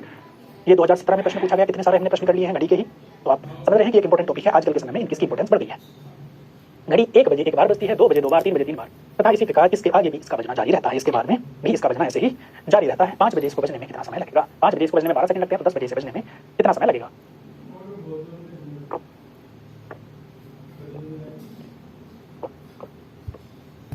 एक घड़ी देखो, 1 बजे एक बार, 2 बजे 2 बार, 3 बजे 3 बार, 4 बजे 4 बार, 5 बजे 5 बार बजती है। 2 बार 3 बजे 3 बार, 5 बजे कितनी बार बजेगी? 5 बार। और कितना समय लग रहा है? 12 सेकंड। यानी ये कह सकते हैं 5 बार बजने में लगा जो समय है वो कितना है? 12 सेकंड का समय है। तो एक बार बजने में घड़ी को कितना समय लगेगा? बजने में कितना समय लगेगा भाई? 12/5, यानी कि 5 दूनी 10, 20, 5 चौक 20, 2.4 सेकंड का समय लगेगा। कितना समय लगेगा? 2.4 सेकंड का समय लगेगा। एक बार बजने में लगता है 2.4 सेकंड का समय, तो 10 बजे कितनी बार बजेगी ये घड़ी? 10 बार। तो 10 बार बजने में लगा समय कितना हो जाएगा भाई? 2.4 गुणा 10, यानी कि 24 सेकंड आपका उत्तर हो जाएगा। एक बार फिर से देखेंगे प्रश्न को, समझेंगे। वो कह रहा है कि घड़ी की सुइयां 1 बजे एक बार बजती हैं, 2 बजे जैसे टन टन होती है ना जो बजने वाली आपकी घड़ी होती है, दीवार घड़ी जिसमें आवाज आती रहती है हर घंटे। 1 बजे एक बार, 2 बजे 2 बार, इतना लग जाता है आपको कितने बजे देखना पड़े। 2 बजे 2 बार, 3 बजे 3 बार, ऐसे ही आगे भी बढ़ती रहती है। मतलब 5 अगर बजे हैं घड़ी में तो 5 बार बजेगी, 8 बजे है तो 8 बार, 10 बजे है तो 10 बार बजेगी। क्या क्या कहा क्या गया है? घड़ी जब 5 बार बजती है, घड़ी को जब 5 बार टिन टिन टिन टिन टिन होती है, 5 बार बजती है, तो उसको जो समय लगता है वो 12 सेकंड का लगता है। यानी एक बार जो बीप होने का, बजने का समय है वो कितना है? 2.4 सेकंड। क्यों? 12/5। 12 सेकंड में 12 जो है सेकंड में कितनी बार बजती है? 5 बार। तो एक बार कितनी बार देर में बजेगी? 2.4 सेकंड में। 10 बजे 10 बार बजती होगी तो 10 बार बजने में कितना समय लगेगा? 24 सेकंड्स का समय लगेगा। यही आपका आंसर है, ऑप्शन डी आपका सही उत्तर हो गया। अगले प्रश्न पर बढ़ते हैं, देखते हैं अगला प्रश्न क्या है। देखिएगा प्रश्न को, एक कक्षा पूर्वाह्न 11 बजे यानी 11 बजे सुबह 11 AM पर प्रारंभ होती है और अपराह्न 2:27 को समाप्त हो जाती है। इस अंतराल में 4 समान अवधि के पीरियड होते हैं। प्रत्येक पीरियड के बाद छात्रों को 5 मिनट का विश्राम दिया जाता है। प्रत्येक पीरियड की ठीक अवधि क्या है? प्रत्येक पीरियड की ठीक जो अवधि है वो क्या है, ये आपको देखना है। देखो कक्षा 11 बजे शुरू हुई, कितने पीरियड होने हैं इसमें? एक बार देखो, 2 3 4 5, कितने पीरियड हो रहे हैं? 5 पीरियड हो रहे हैं।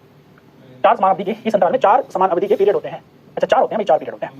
कितने पीरियड होते हैं? 4। प्रत्येक पीरियड के बाद छात्रों को 5 मिनट का विश्राम दिया जाता है। पीरियड की ठीक अवधि क्या है? देखो 11 बजे क्लास शुरू हुई, 11 बजे क्या हुआ? क्लास शुरू हुई, खत्म कितने पर हो गई? 2:27 पर। अब देखो इसमें देखो आप लोग यहाँ पर गौर करिएगा, गौर करने की बात है। 4 पीरियड हुए, पहला पीरियड यहाँ से लेके यहाँ तक चला, 1 पीरियड हो गया। दूसरा पीरियड यहाँ से लेके यहाँ तक चला, 2 पीरियड हो गए। तीसरा पीरियड यहाँ तक चला, 3 पीरियड हो गए। और चौथा पीरियड यहाँ से लेके यहाँ तक चला। टोटल कितने हो गए आपके? 4 पीरियड हो गए। 2:27 पर सारे के सारे पीरियड खत्म हो गए, क्लास खत्म हो गई, स्कूल बंद, घर चलो, बस्ता उठाओ, घर चलो। ठीक, ये तो हुआ 11 बजे से 2:27 तक ये हुआ। तो अब आप देखोगे इनको ब्रेक दिया जाता है 5-5 मिनट का। जब टीचर बदलता है ना तो ब्रेक देते हैं। कहाँ पर ब्रेक मिला? एक तो 5 मिनट का ब्रेक यहाँ पर मिला बच्चों को कि जाओ भाई हल्के होकर के आ जाओ।